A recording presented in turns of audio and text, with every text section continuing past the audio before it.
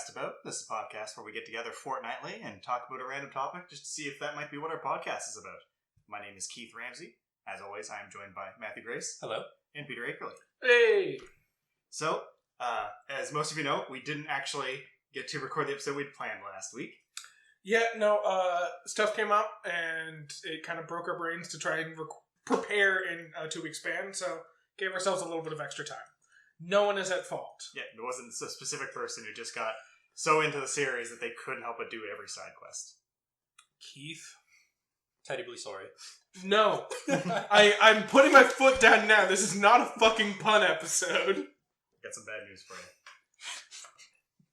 But in other news, Valorant released finally its newest agent, Killjoy. I've been playing all of them. Might be my new main. How do you guys know anything about Valorant extensively? I know what Valorant is in concept and have zero experience playing it. I know it's a strategic shooter game. It's, from what I understand, Keith, correct me if I'm wrong, but it is Overwatch crossed with Counter-Strike crossed with like League as well. In that it's very much Counter-Strike Go in gameplay mechanic-wise, as in you're trying to plant a bomb and another team's trying to prevent you from planting a bomb. All the different characters have different abilities. Yeah, which is where it gets kind of its League and Overwatch inspiration from, and it's just kind of like goofy and fun. So I actually have a much easier way to explain this. It's Counter-Strike meets Siege. Just those two alone is enough to describe what the game is. Okay. Fair? Because in Siege, everyone has like their own unique mechanics. That's how the their characters unique weapons and... Yeah, everyone has the same weapons and same viable things, like CSGO, and the maps play kind of similar, where it's the planting the bomb. But the difference is that it's characters that have abilities, but where Overwatch is more of a damage-focused ability, these are more of the abilities are the thing to cover for the fact that you don't have smoke grenades or flashbangs and stuff like that to buy, essentially. Yeah. Okay. More support powers, less offensive powers. Yeah, the abilities are there to help you do things on the map and secure kills, not so much as that's the main focus of dealing the damage like Overwatch does. Fair. But the new character is a person who just puts down pretty much mines and turrets. And ruins other people's fun, thus the name. Yep. And they have an EMP that just stops you from playing the game. Oh, lovely. If you get caught in it. That's my idea of fun, a game I'm not allowed to play because I'm not good enough at it. I'm having fun with the character, and that's all that matters. Yeah, that sounds about right. We also got some gameplay footage of Crash Bandicoot 4, and it looks great. It's the only 4th game in the series. Definitely only the 4th, and not much higher than that. So there's more than 4 games? Nope. Definitely not. Sure, no. Unless you're counting Spy with the Dragon. Is the racing game one of those 4? No. Okay.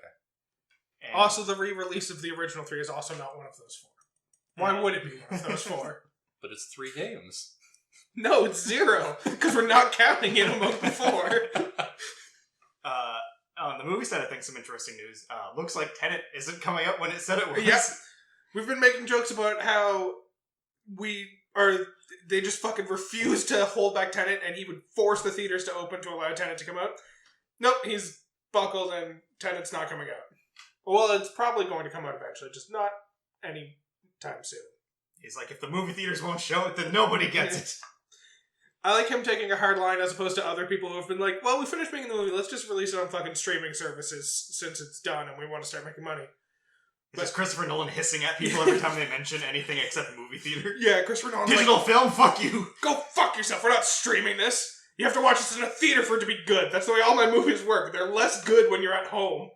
And some interesting news. This is probably more important to me guys than you guys, but League of Legends has said they are going to be hosting Worlds, and essentially they're just doing like a stadium where everyone's there and it's a bubble and no one can go out. So they're doing the Worlds tournament, but it's going to be no fans or anyone else coming in. Just everyone. It's pretty much when you would have a LAN party with your friends back in the day in high school and you'd all go into your friend's basement and not come out for the weekend. Oh, hell yeah. To be fair, a significant portion of the people who actually watch League Worlds watch it streaming online, so it's not going to affect most of the people who participate in the environment. But what about those few who do like to go to actually see it in person, despite the fact that they're also still watching it on screens, just in person? They can go fuck themselves. How about that? Well, I guess we've held off on the topic long enough. In fact... I want to hold off for 2 more weeks, alright guys? No, we're talking about Persona 4 because I'm actually really excited to talk about this. I'm not ready. So, the concept of Persona 4, the Persona series, is a game that's kind of a spin-off from another series by Atlas called Shin Megami Tensei. It's pretty much a story about, like, post-apocalyptic world stuff going on with demons. And sometimes you can be friends with the demons, but sometimes you just tell you to go fuck yourself, even when you're having that one health. And clearly it's in their benefit to side with you, but they decide not to be an ass about it, and then you have to murder them. Yeah, the way demons usually are. But in this version, it's not demons. It's shadows. Mind energy. They call them shadows. Yeah. But the Persona series has currently 5 main number games in the series. Technically 6, depending on how you want to break up 2. This is Crash Bandicoot all over again. There's 5 and nothing else fucking There's counts. 5 numbers, 6 games, and then there's canon spin-offs, which are 2 dancing games, 2 fighting games, and 2 DS puzzle games. Yep. There's All 5 canon. games. There's 5 games. Which, kudos to a franchise that can make a fighting game, an RPG, and a dancing game that are all very important canon to the world, and no one questions it. Wait, the dancing games are important canon? Yes. 100%. Not for what we're talking about, but for the world lore and what happens, it is 100% canon. The dancing games did happen. These characters had a dance party to defeat shadows. You don't have to have played them to understand what we're going to talk about today. Yeah. But they do have an impact on the world that is built in these games. I'm going to have to look those up now. Oh, definitely. But for Persona 4, the one we're focusing on, really, this is... Persona 3 did a lot for the series and popularized it, but Persona 4 is really the first game that kind of made it a main staple RPG for specifically the Western world, so North America, Europe.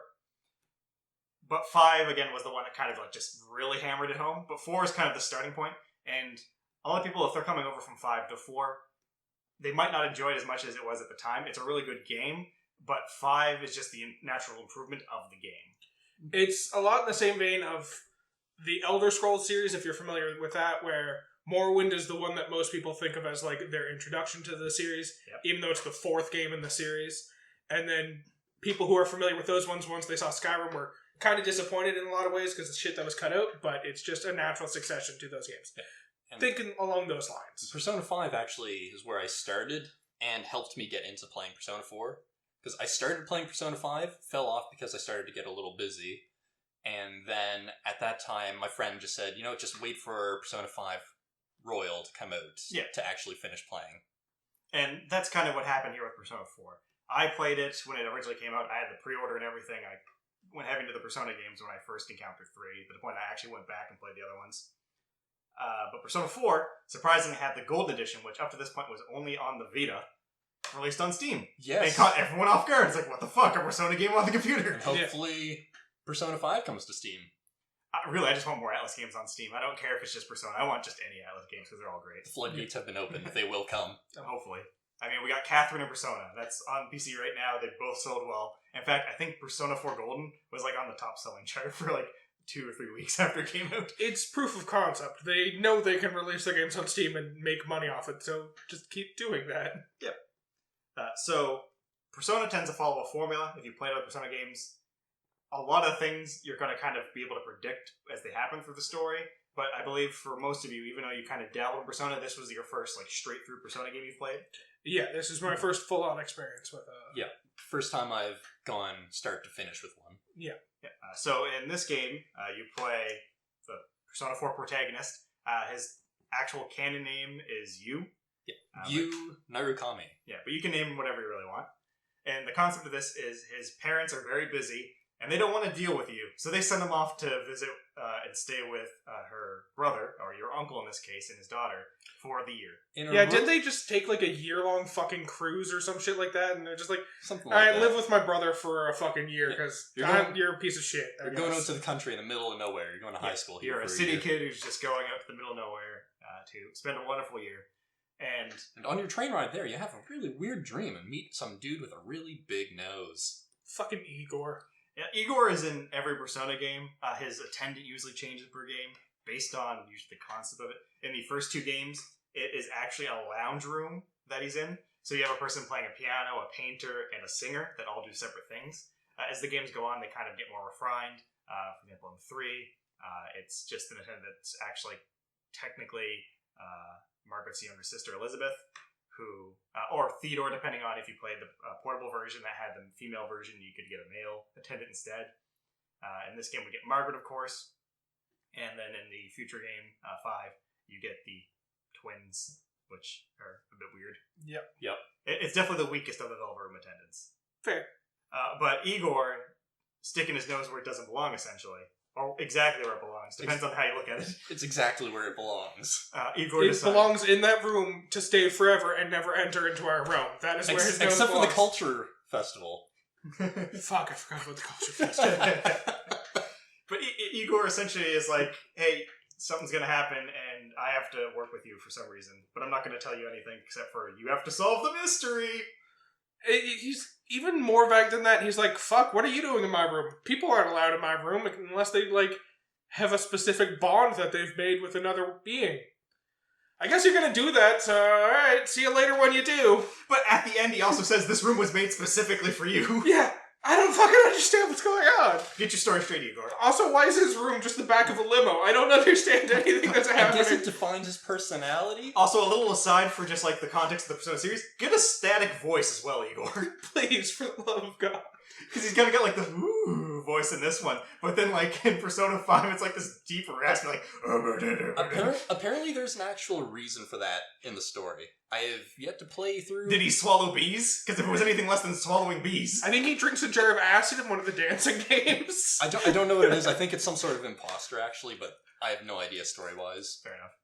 So, in this concept of the game, you get to Inaba, which is the town you're going to be staying in. You end up meeting your relatives and just going about normal school life. Now, this is where a lot of people have trouble getting into JRPGs, especially the Persona ones, because when you start this game, there's no actual gameplay aside from just text and decision-making and text options for probably a good about 4 or 5 hours. A solid amount of your time is just spent essentially storying through and playing a choose-your-own-adventure. Yeah, and that's the thing with Persona. It does a lot at the front end to set up a lot of the world stuff. You don't actually need to play the other Persona games to understand the Persona game you're playing and enjoy it. They'll have nods to the other games here and there, but really, they're all in their own enclosed events for the sake of it. And they all have this large text drop at the beginning to let you know what's going on and introduce the mechanics for the game. Yeah. In fact, you don't really get to start playing the open aspect of the game until you've gotten to the second quote-unquote dungeon and gotten to, I think 2 or 3 floors in. I think it's the 3rd floor, but yeah. So, eventually what ends up happening here is you being the new guy in town, everyone's like, ooh, who's this new guy? And you're introduced to Moroka, or King Moron, if you will, who gives you your first mouth-off option. Yeah. Just really kind of shits on you right from the beginning just for being from the city. The worst teacher you could imagine. And then those teeth he has. God, I hope someone kills him by the end of this game. The thing I love, too, is, so, in Persona, they've done spin-off things, obviously, where you're not playing an RPG, so the character has to have a personality, and usually for the default personality and standard name, usually people look to the anime version, because that's kind of accepted as the canon of what everything should be. And I don't know if you guys noticed, but in Persona, every time you're given an option to speak, you get 3 options. One's kind of a very serious option, one's kind of I'm a cool guy, and then the last one's just the fucking stupidest shit ever. Yeah.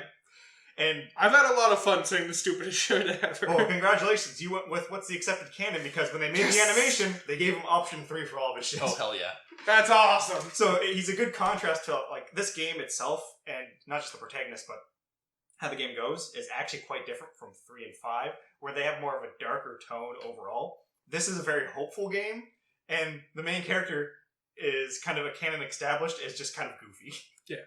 Which explains why he's such good friends with Yosuke. Him and Yosuke get along too good for either one of their benefits. So you end up meeting what ends up becoming the initial cast for the main group, Yosuke, Chie, and Yukiko. And then the mystery starts. So all of a sudden, someone shows up mysteriously dead, hanging from an antenna. Your uncle, who you're staying with, is the lead detective on the case with his partner Adachi. Isn't it your first day in school that this woman ends up dead hanging from the first day of school, TV antenna? Just orientation, and then the announcement comes on. Everyone go home. There was a dead body found. Well, they don't say specifically there was a dead body. Well, just go straight home. There's police in the area. Don't disturb them. Well, first it's don't leave your classrooms. we're putting the school in lockdown because there's a criminal out and about. Alright, fuck it, go home, don't make any detours, go straight home. It's like, so I guess they caught the criminal? Nope, just go home. It's like, I don't like the fact that you told me there's a dangerous criminal in the area. Now just walk straight home and don't talk to anyone. Also, I forgot to mention, but your first encounter with Yosuke at this point is he rides his bike into a garbage can. And you decide to just leave him be. Yeah, you decide to walk right on past that fucking shithead. You showed him for help and you just leave him. Yeah. Leave him there to roll. Does he think shit for help? I think he's just like screwing around and like, oh god, how did this happen? Oh, in one of the... Alright, to get a little bit ahead of ourselves, Yosuke has a lot of interesting involvements trying to ride his bike to school in the morning. There's a couple occasions where it goes poorly for him. And in at least one of them, he does shout for someone to help him, and you just walk right on past. He seems to be in pain. You just, you want to be on time for school, so you just leave him alone. Yeah. I distinctly remember that and thinking, I think I'm going to get along well with this character. Not Yosuke, the character I'm playing as, who walks past people who are crying out for help. So essentially this ends up developing into the first victim shows up, you get a little bit more character context, and she ends up mentioning something called the Midnight Channel. Ooh, spooky. Ooh, supposedly you find out about your soulmate. Your soulmate. By watching TV on a rainy day at midnight. Turn off the TV, be all alone, and when it's raining at midnight, something will show up. Your soulmate will apparently appear on the monitor. Yeah. On the screen. And then you find out that one of Yosuke's my classmates is an upperclassman. She's the third year where all of your characters are second or first years as the story goes on. But she ends up being the one who kind of gets found out. Oh, she's the one who found the body. And then she ends up going missing. And at this point, your character, after having an encounter with the TV at night and sticking his hand in it and almost getting sucked into the TV while hearing "Thou art I," yeah, where this like menacing voice is just telling him to stick his hand in the TV, I suppose, ends up going to Chie and Yosuke and be like, "Yeah, I stuck my hand in the TV." Yeah, no big deal. Just kind of stuck my hand in the TV. And they make fun of him until it's like, let's go find a TV. Well, the best part is, they don't even go to find a TV specifically to prove that. They go to find a TV because Chie wants to get a new television. Yeah, and they're having a sale at Juness. Yeah, and so they're there, and they're making fun of him a little more, and he's just like, you know what? Just sticks his hand right in the screen, and they freak out. He's even like, the only reason I didn't get sucked all the way into the TV is because the TV in my bedroom's fucking tiny and I wouldn't fit. And like, also, I enjoy that Yosuke's reaction to this whole situation is, man, I need to pee. Yeah. I need to pee so bad. So they end up falling into the TV because Chie and Yosuke are idiots, of course. Yep. But they're lovable idiots. Debatable. So y'all fall into the TV, and they're going to explore. It's this weird foggy area. They can't really see anything. And they end up wandering into this room that's kind of creepy with a noose. Yosuke still hitting home that he needs to pee really bad. Yeah. But you end up meeting, which I can only say right here is Matt's favorite character. Teddy! Pun Master! A giant stuffed bear that thinks that they're causing commotion and needs to get the fuck out of his house. He's very angry. No! I've already declared this is not a pun episode. I mean, they're kind of bearable.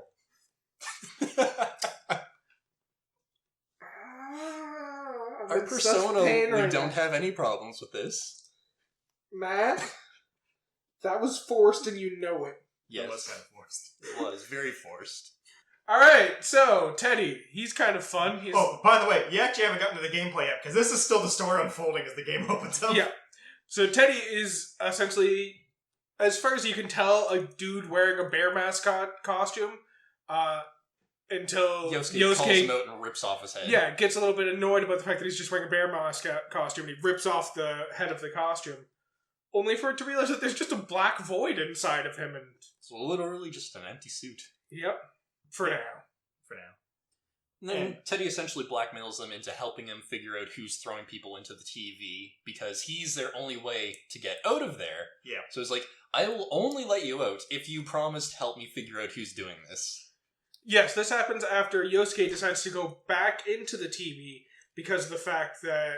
After committing a felony in the food court. Yeah, right. So his senpai goes missing. The girl... Saki Konishi, thank you. Goes missing and dies, and he thinks it's somehow connected to the TV world. So he wants to investigate further, so he kind of bugs you into going in with him, providing you with a golf club to use for protection.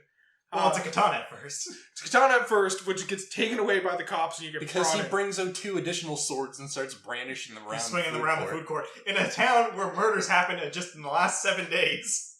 Yeah, it's not the brightest kid in any classroom at all. Even a classroom he's alone in, he's still not the brightest kid in the classroom. So this is where this game starts kind of showing what you should be expecting at this point, because you end up finding this area where she was, and it's pretty much just her family's shop. Yeah. And you hear voices and hear some weird things, and you're attacked by shadows. And this is where the protagonist ends up awakening his ability, which is the main focal point of the story. Persona! He summons Izanagi. Might be important. Don't worry about it. Maybe it'll come up later, maybe it won't. So he just has the ability to naturally summon this for no reason at all. Not because he was sick or anything. And then, what ends up happening at this point is Teddy decides, you're kind of cool, I'm listening to only you now, fuck you, Yosuke. And that's a dynamic we're going to enjoy for the rest of the game. So, this is mostly done so that Teddy has a reason to call you senpai and doesn't have to try and pronounce whatever name you type. Sorry, sensei. Sensei, not senpai. So as to avoid having to call you by an actual human name. Which is one of the fun things of this game, where they actually still put the text in of them saying your name, but just, like, blatantly record over it with something else. Like, there's many times where Yosuke is like, oh man, it's so good to have you on the team, and it says your name there, and it's like, partner?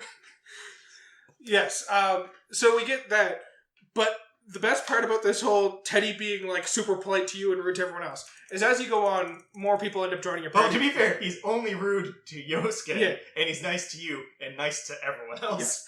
But yes, it's not just you and Yosuke, other people end up joining your party.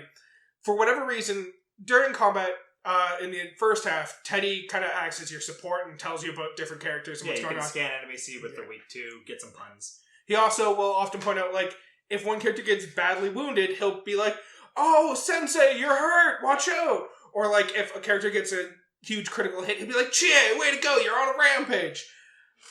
For the first half of the fucking game, he did not say one single fucking thing to Yosuke in my playthrough, and I was just like, man, you fucking hate Yosuke, hey? I think that was just a fluke. I think it was pure coincidence, but it was amazing to me. Which, to be fair, the dynamic of this game, there will be things, in fact, there was me playing through this time, things that happened by a complete fluke, that were just so goddamn funny. Yeah. But, going back to the story as we were, you enter the shop, Yosuke hears the fact that apparently Saki just hated the shit out of him. And then he's attacked by another Yosuke. The cooler Yosuke. A shadow Yosuke. Who actually hates this town and thinks everyone in it sucks, and this is a good moment of people dying for him to actually do something that's interesting. And Sosuke's like, oh, no, hell no, that's not me. In what becomes a running theme throughout this entire fucking series, a shadow appears who says shitty things. The person who is like the real world version of that shadow is like, you're not me. The shadow's like, oh, don't say that. We're the same person. I would never say something like that. The real person's like, go fuck yourself, you're not me. And then that immediately gives the shadow power to take over their world and become super powerful. And then every other time it happens, we're like, hey, don't say that. And the person's like, no, fuck you. Real quick, I gotta tell the shadow that I'm not the shadow. I need you to wait for one moment. I need to initiate a boss fight. Yeah. I need to create a powerful boss enemy for you guys to fight against. That way I get a cool persona afterwards. Yeah. I know how this goes. I need to give you guys a lot of work so that I can be cool. So that's what ends up happening. You end up having to fight the shadow version of Yosuke. After it's defeated, he ends up deciding, okay, I guess I kind of do think that sometimes.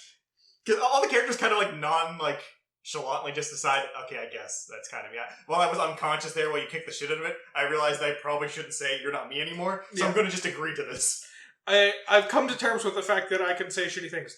The best part is, like, a little bit further on, after you fought a couple bosses, like, Yosuke brings up the fact, like, you never had, like, a shadow of yourself come out. You didn't have to go into conflict with that. I guess you're just, like, a real open guy and, like, real open about your emotions. Like, okay.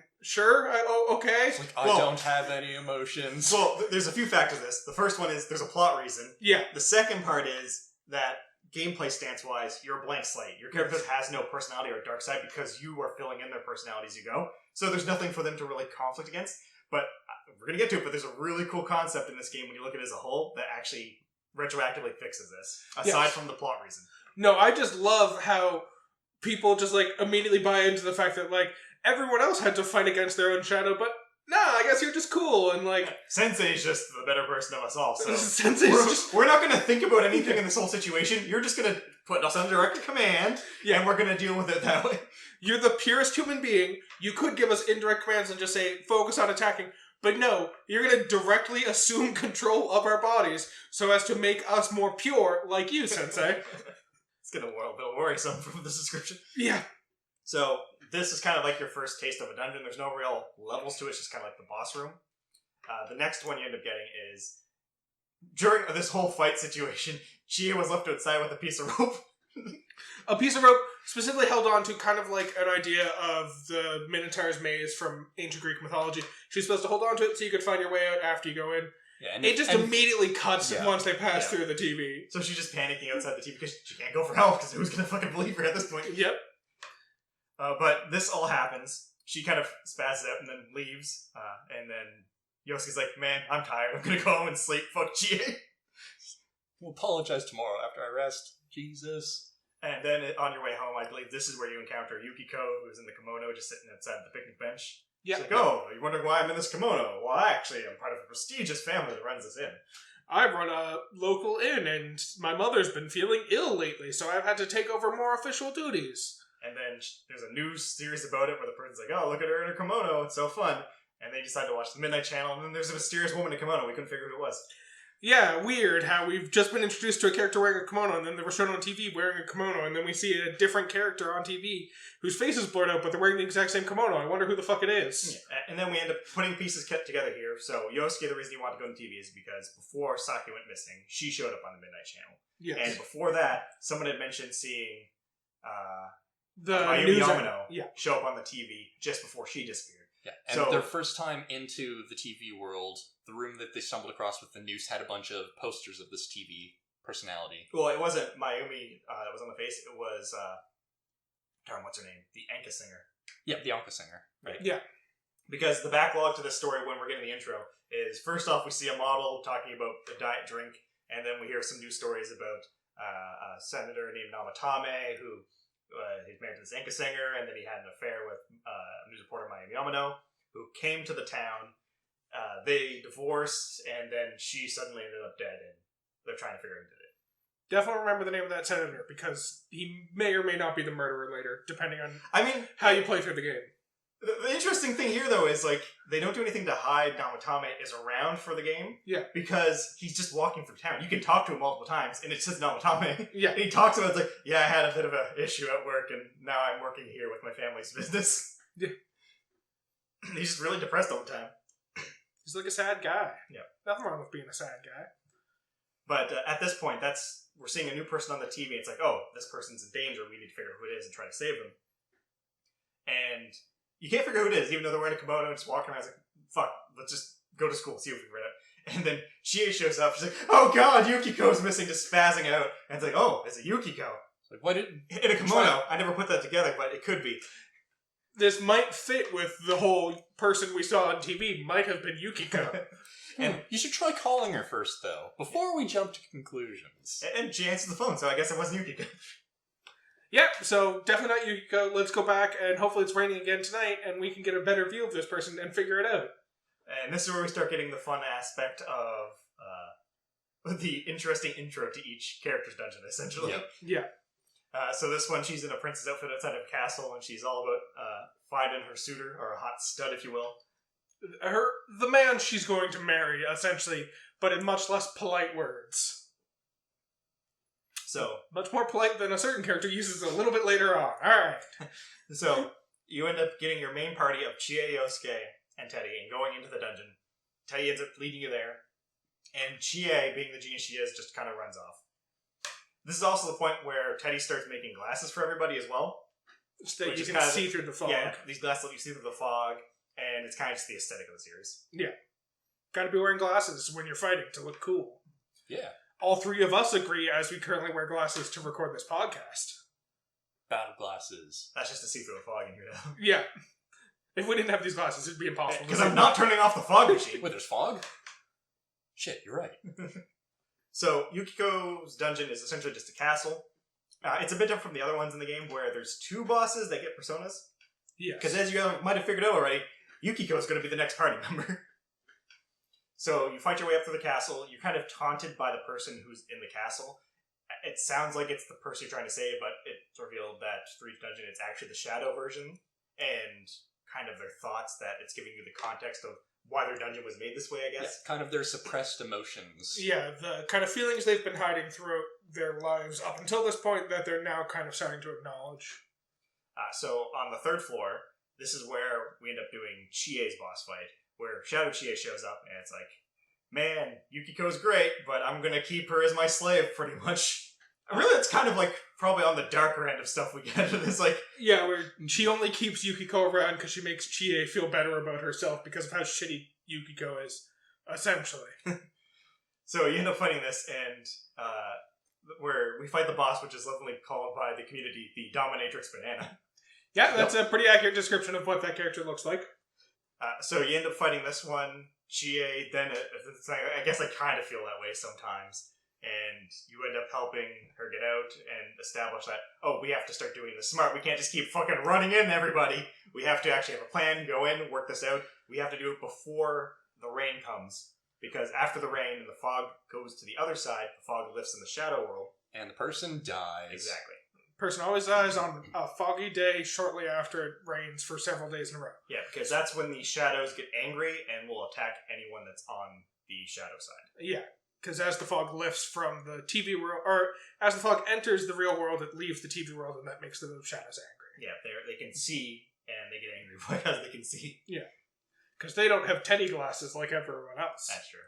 Also, it's established that Teddy's glasses, he can see because his eyes are the glasses. Yes. Yep.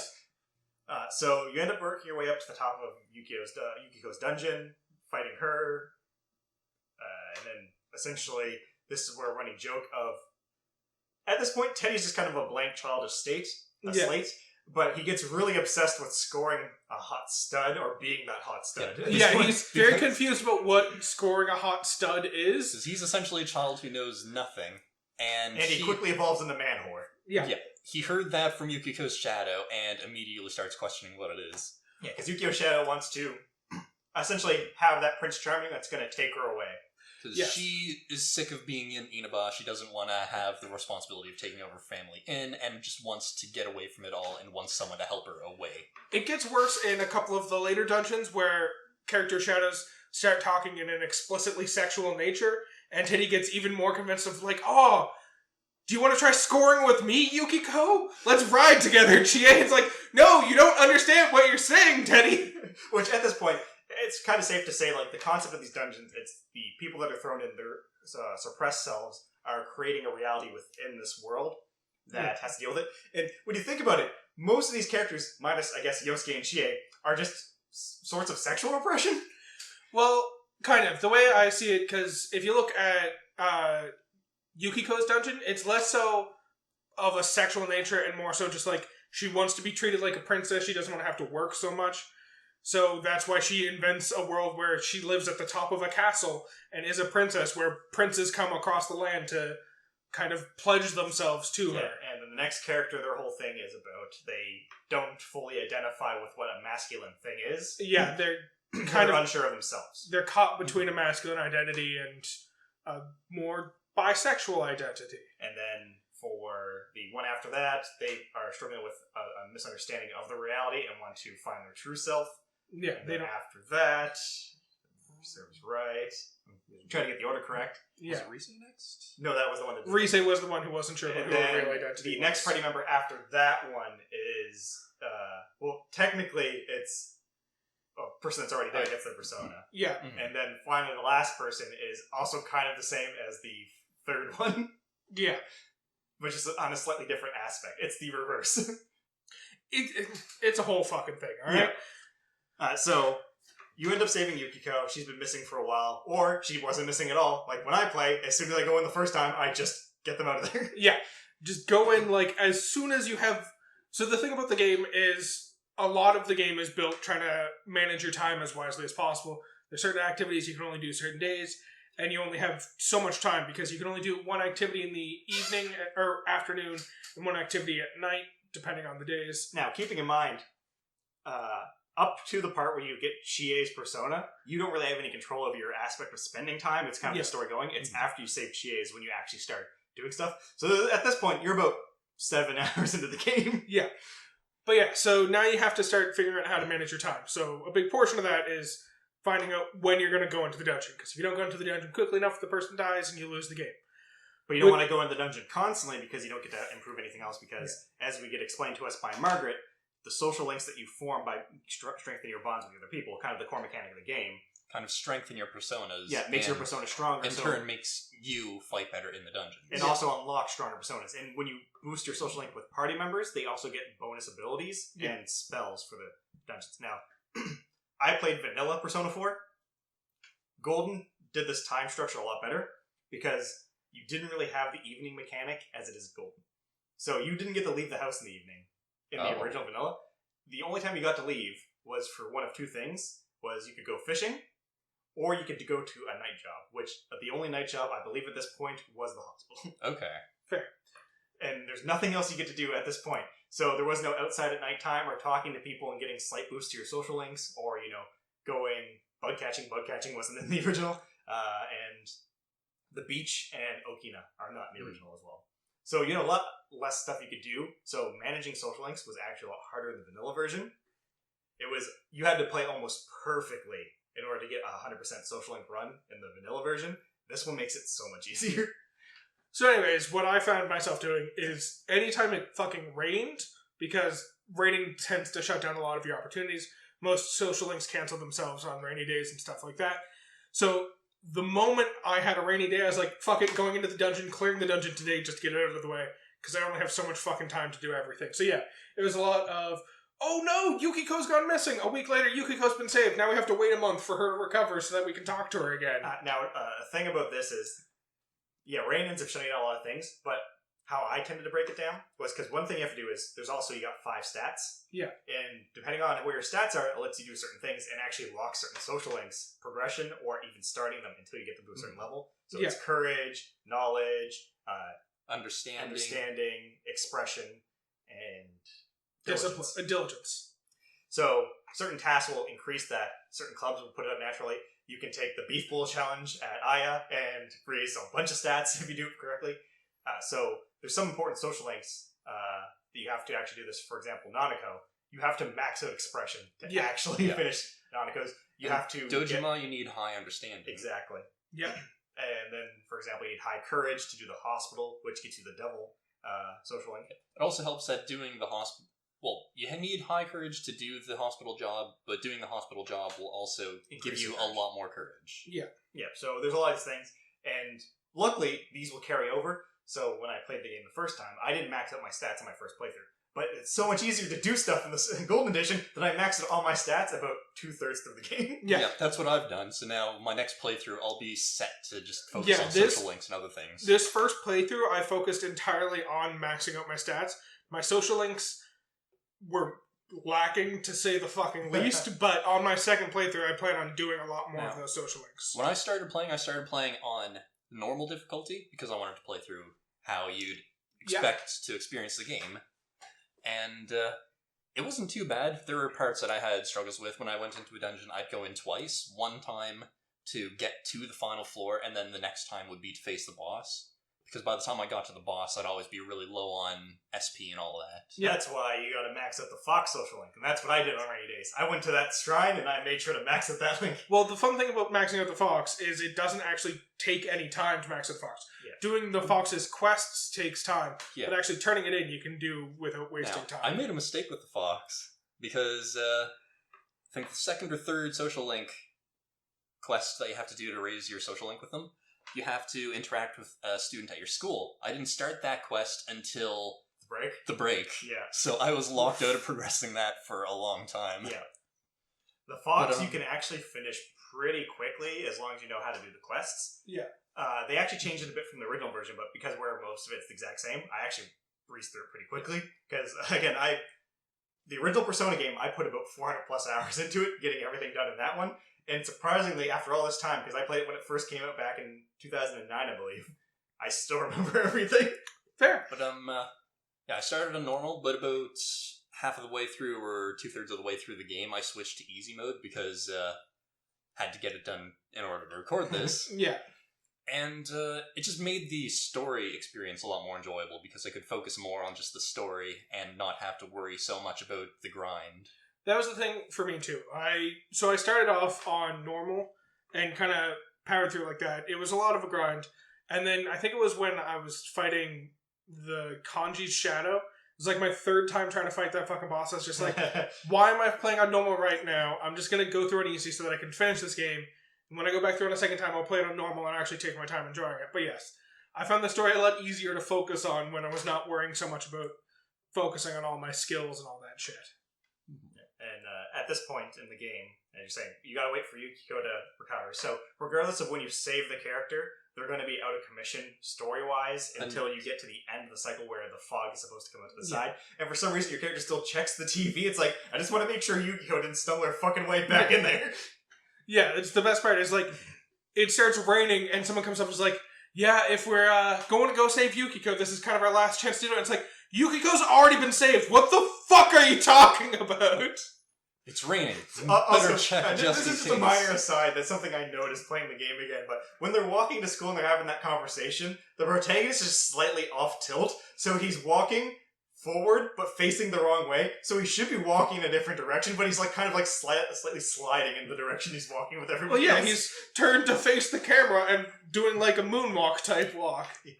Some weird front sideways moonwalk. Yeah. And there's a few other of those glitches in the game where some things look a little off, but I'll get to that later. But once you end up talking to Yukiko, the investigation team's kind of well established, and this is where you four decide we're going to catch this person.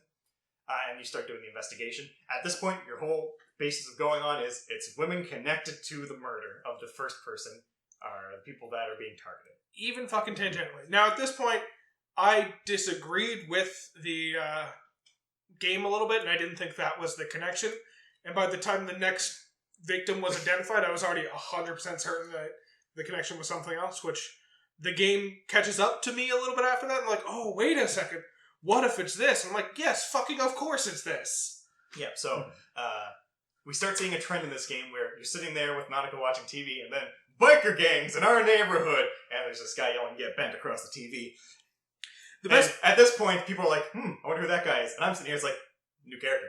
Yeah, that's a new character that they're doing an awful lot of backstory on right now. Best male character, might I add. Well, the best part is, like, not only do they introduce him in the TV show, that's the first time we see him, but fucking Dojima goes off on a fucking conversation about him before he comes on TV. That's Kanji Tatsumi. He was a nice kid when he was growing up, but then he became a punk. Yeah, it's just like, wow, you're really going out of your way to introduce this character to me. I wonder if he's going to become significant almost immediately.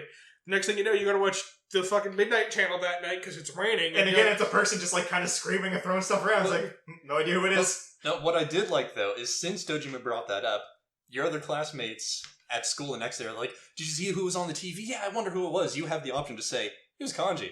Yeah. I don't believe you, so we're going to check it one more night.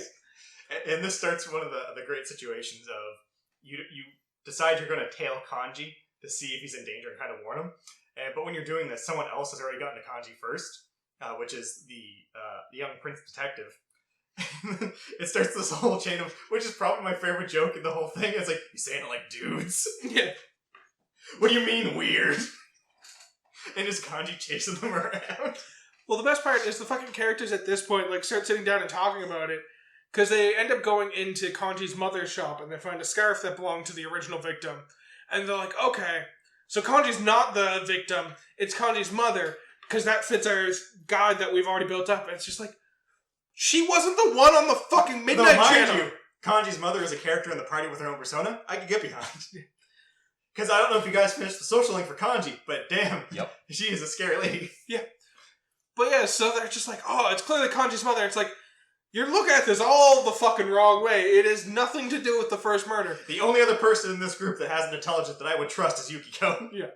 Yeah, so, of course, Yukiko and I paired up and... Well, you have to pair up with Yukiko. Yeah. It doesn't let you pair up with anyone else. It's like, this could be a chance to develop a social link. It's like, damn it, game, why don't you let me do this normally? Why can't I choose who I want social links with? Send the two dumb people to actually tail Kanji. Smart. Smart. Send the two smart people just kind of stand outside of his shop doing nothing except chatting and asking for a girl's phone number if you've worked up your courage high enough at this point. Well, you get to ask for can I get your phone number for the investigation, or can I just get your phone number? Yeah. Best part is, like, earlier on I asked Chie for her phone number, and it was just like, do you want to ask just straight out, or do you want to ask for the investigation? I'm like, just fucking ask her straight out. Just get this over with. It's like, you're not courageous enough to do this. I get to Yukiko, and I'm like, just ask her straight out. It's like, congratulations, you're courageous enough. You asked out a girl. It's like, that's not what happened, but all right. Yes, I ate enough of that random food in the refrigerator to actually talk to her. Apparently eating moldy old food makes you better at talking to girls. Good to know. Which, that's one of my favorite things in the game, is just when you go into the refrigerator, and some of the shit that's in there, it's like, there's a Nanako's science project is in there. Do you want to eat it? And it's like, don't tempt me, game. I fucking will. It's like, you ate it, but you're not feeling as well, so maybe you should go to bed early. The other ones, the fun ones, are when you eat shit and you still feel fine, and it's just like, there's a sandwich in there labeled Nanako's, don't eat. Do you want to eat it? Yeah, I need the fucking courage right now. Yeah, it's a perfectly normal sandwich. You're kind of a shithead for eating Nanako's food, though. Or it's like, there's a chocolate in there that says dad on it, and like, don't you mind sitting right behind me? And it's like, I have to abide by the fridge's wishes and eat the food. Yeah. But Dojima's right fucking there, and I know he'll shoot me. But there's so many... Because there's a moment later in the game where it's like, he threatens you. Oh, yeah. There's so many times that the game just guilt trips you in various situations. And I'm talking mostly about developing social links with Nanako. And where it locks you out because your expression isn't high enough. Yeah. It's like, do you want to hang out with Nanako? You can hang out. Oh, Nanako, what do you want to talk about? Why do people die? Oh. It's like, you don't have enough expression. So, okay, so I can't hang out with you. So you just say, no, I can't hang out, and then Nanako's just like, oh. Maybe you shouldn't have brought up people dying, Nanako. Then we could have family fun time. It's fucking heartbreaking trying to develop social links with Nanako, because it's a whole bunch of me walking up to Nanako, and she'd be like, oh, you want to hang out? And me be like, nope, I guess not. And walking away, it's just like, no, I want to hang out with my little sister. And then she turns to me and she's like, so why do people die? And I'm like, alright, so this isn't happening today. Guess I gotta go write some fold some cranes so I can get better at expressing myself. Fold some cranes and go to a drama club. So, back on the kanji topic, I guess. So, at this point, you end up giving Kanji the warning, and he's still, I'm taking you punks down because you said something about weird. Yeah. That doesn't jive with me. You may have slightly insinuated that I might be gay, depending on who you ask about their interpretation of our words. It's okay if you want to hang out with dudes and all. And then, that night, after you have this whole thing with him, you look at the TV, and what do you know? It's Kanji in a bath tower saying that he's discovering men. Yes.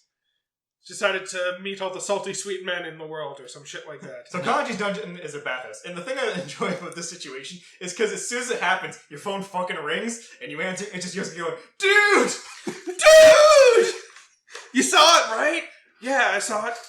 Alright, let's talk to the girls tomorrow about this, but, like, I need some me time right now to think about what I've just seen. And, like, when you get to the dungeon, because this is where the game starts, that Teddy's having issues locating people, so you actually have to start getting the truth about characters. Yeah, so you have to a little bit more of their information about them, so Teddy can pinpoint where they are. Their true self.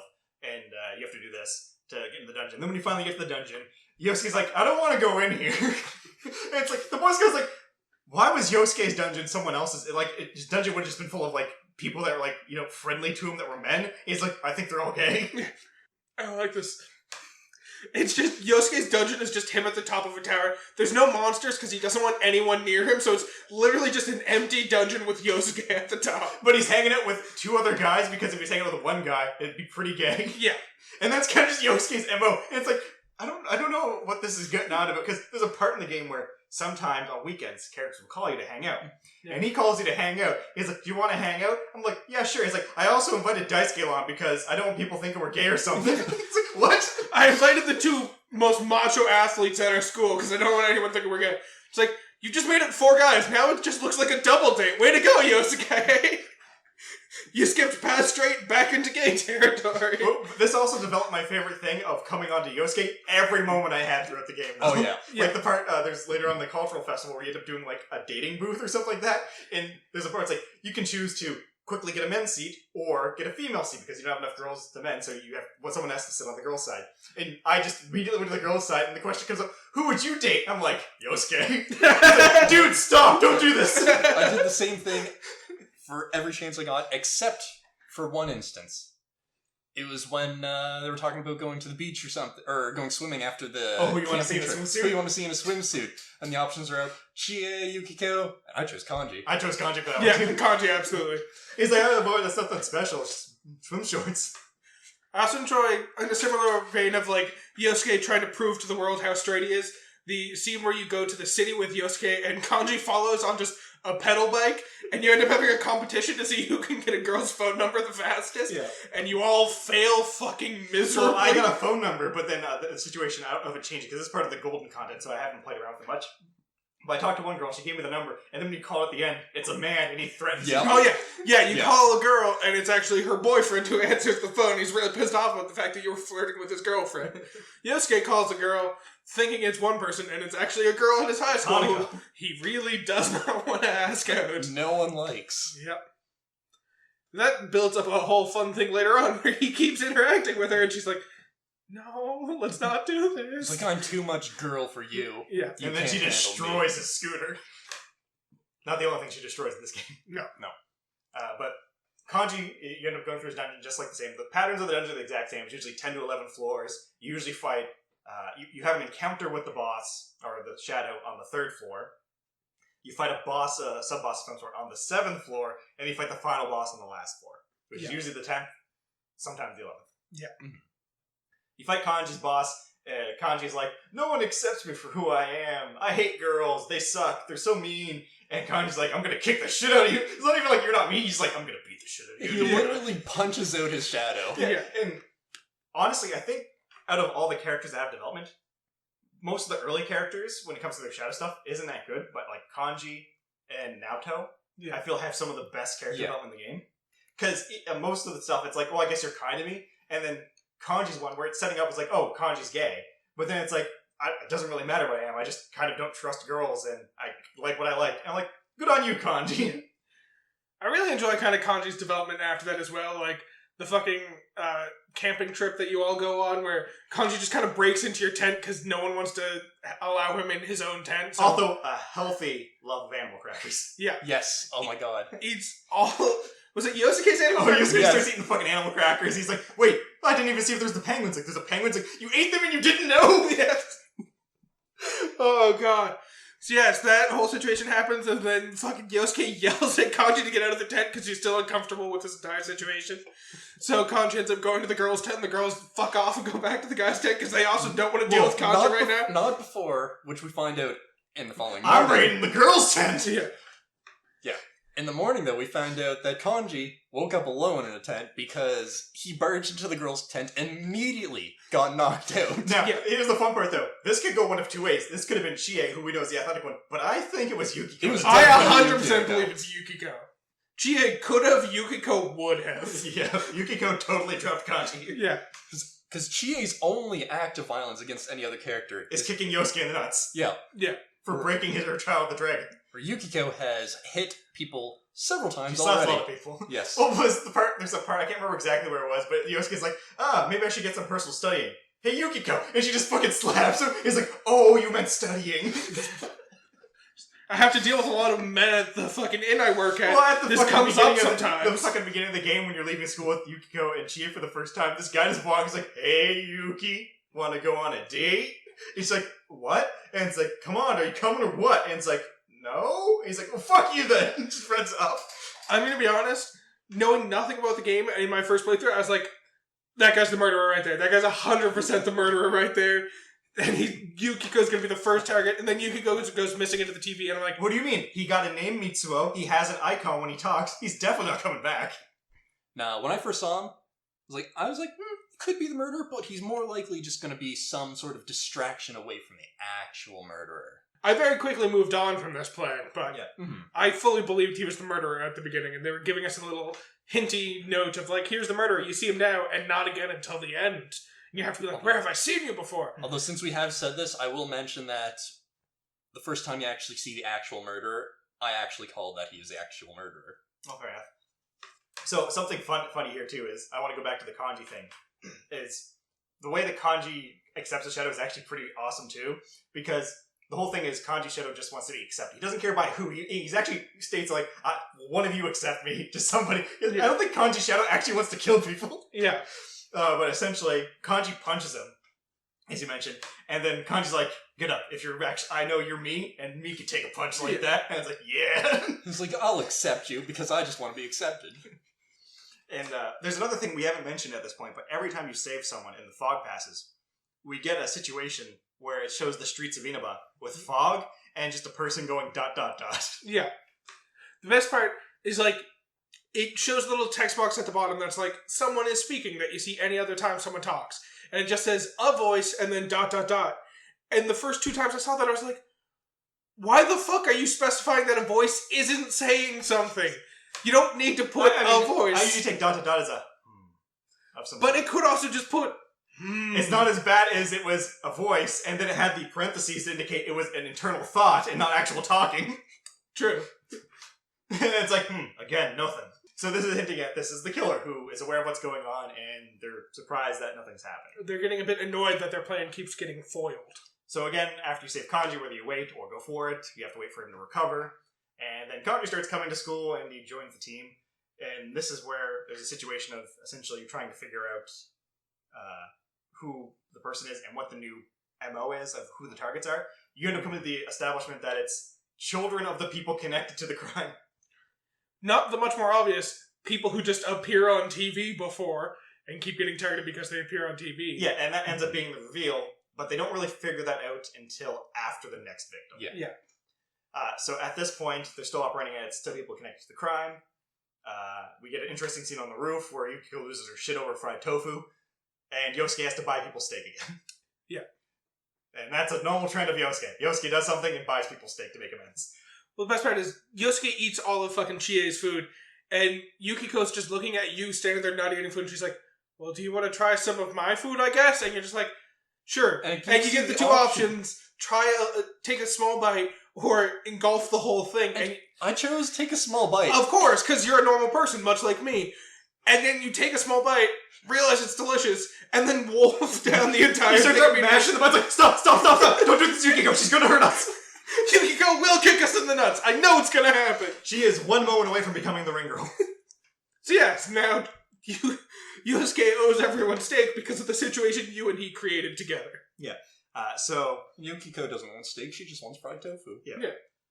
So Kanji ends up joining the investigation team, not as the person who's going to think out things, but as more of the guy who's going to punch things, because the party really needed this. Yeah, you got 4 thinkers, and now you got a Kanji to punch the things you've thought about. I love To be Kanji. fair, I wouldn't say 4 thinkers. You got 2 thinkers, and now 2 people to punch, counting Chie, and a dumbass on your team. I love how simple and So straightforward that's what's Yosuke, Kanji right? is. Yes, of course. Like, Kanji's just so simple and straightforward, he's fantastic. Yes. He's It's a a very shame- direct character. It's a shame that game-wise, he actually doesn't fit into the party that well, though. Yeah.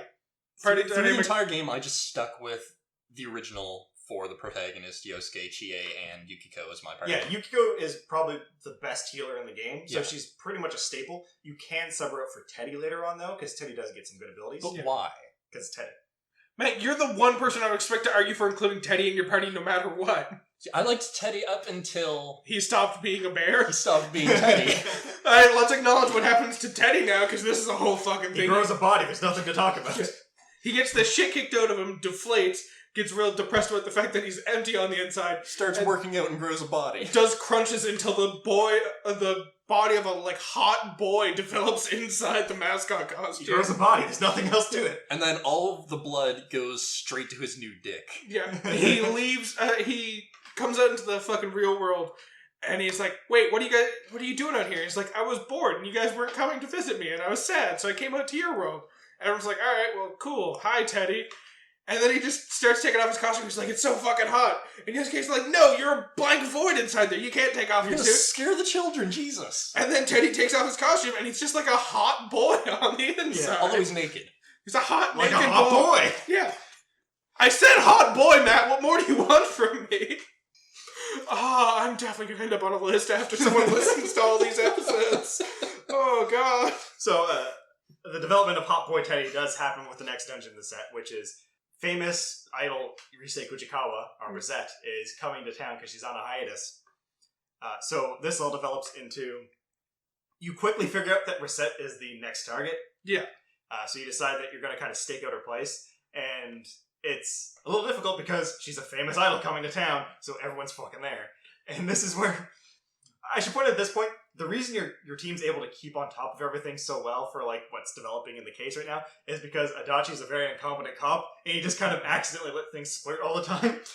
When he's not trying to ditch his job with hanging out in the Junes Mall. Because there's a part where Doji's like, if you see Adachi, tell him to stop slacking off. And you find him just sitting there like, oh, I'm totally working here. I'm a cop, so I'm walking the beat. Well, half of the fucking social link opportunities you have with Adachi are just hanging out in Junes Mall with him, too. Yeah, ditching stuff.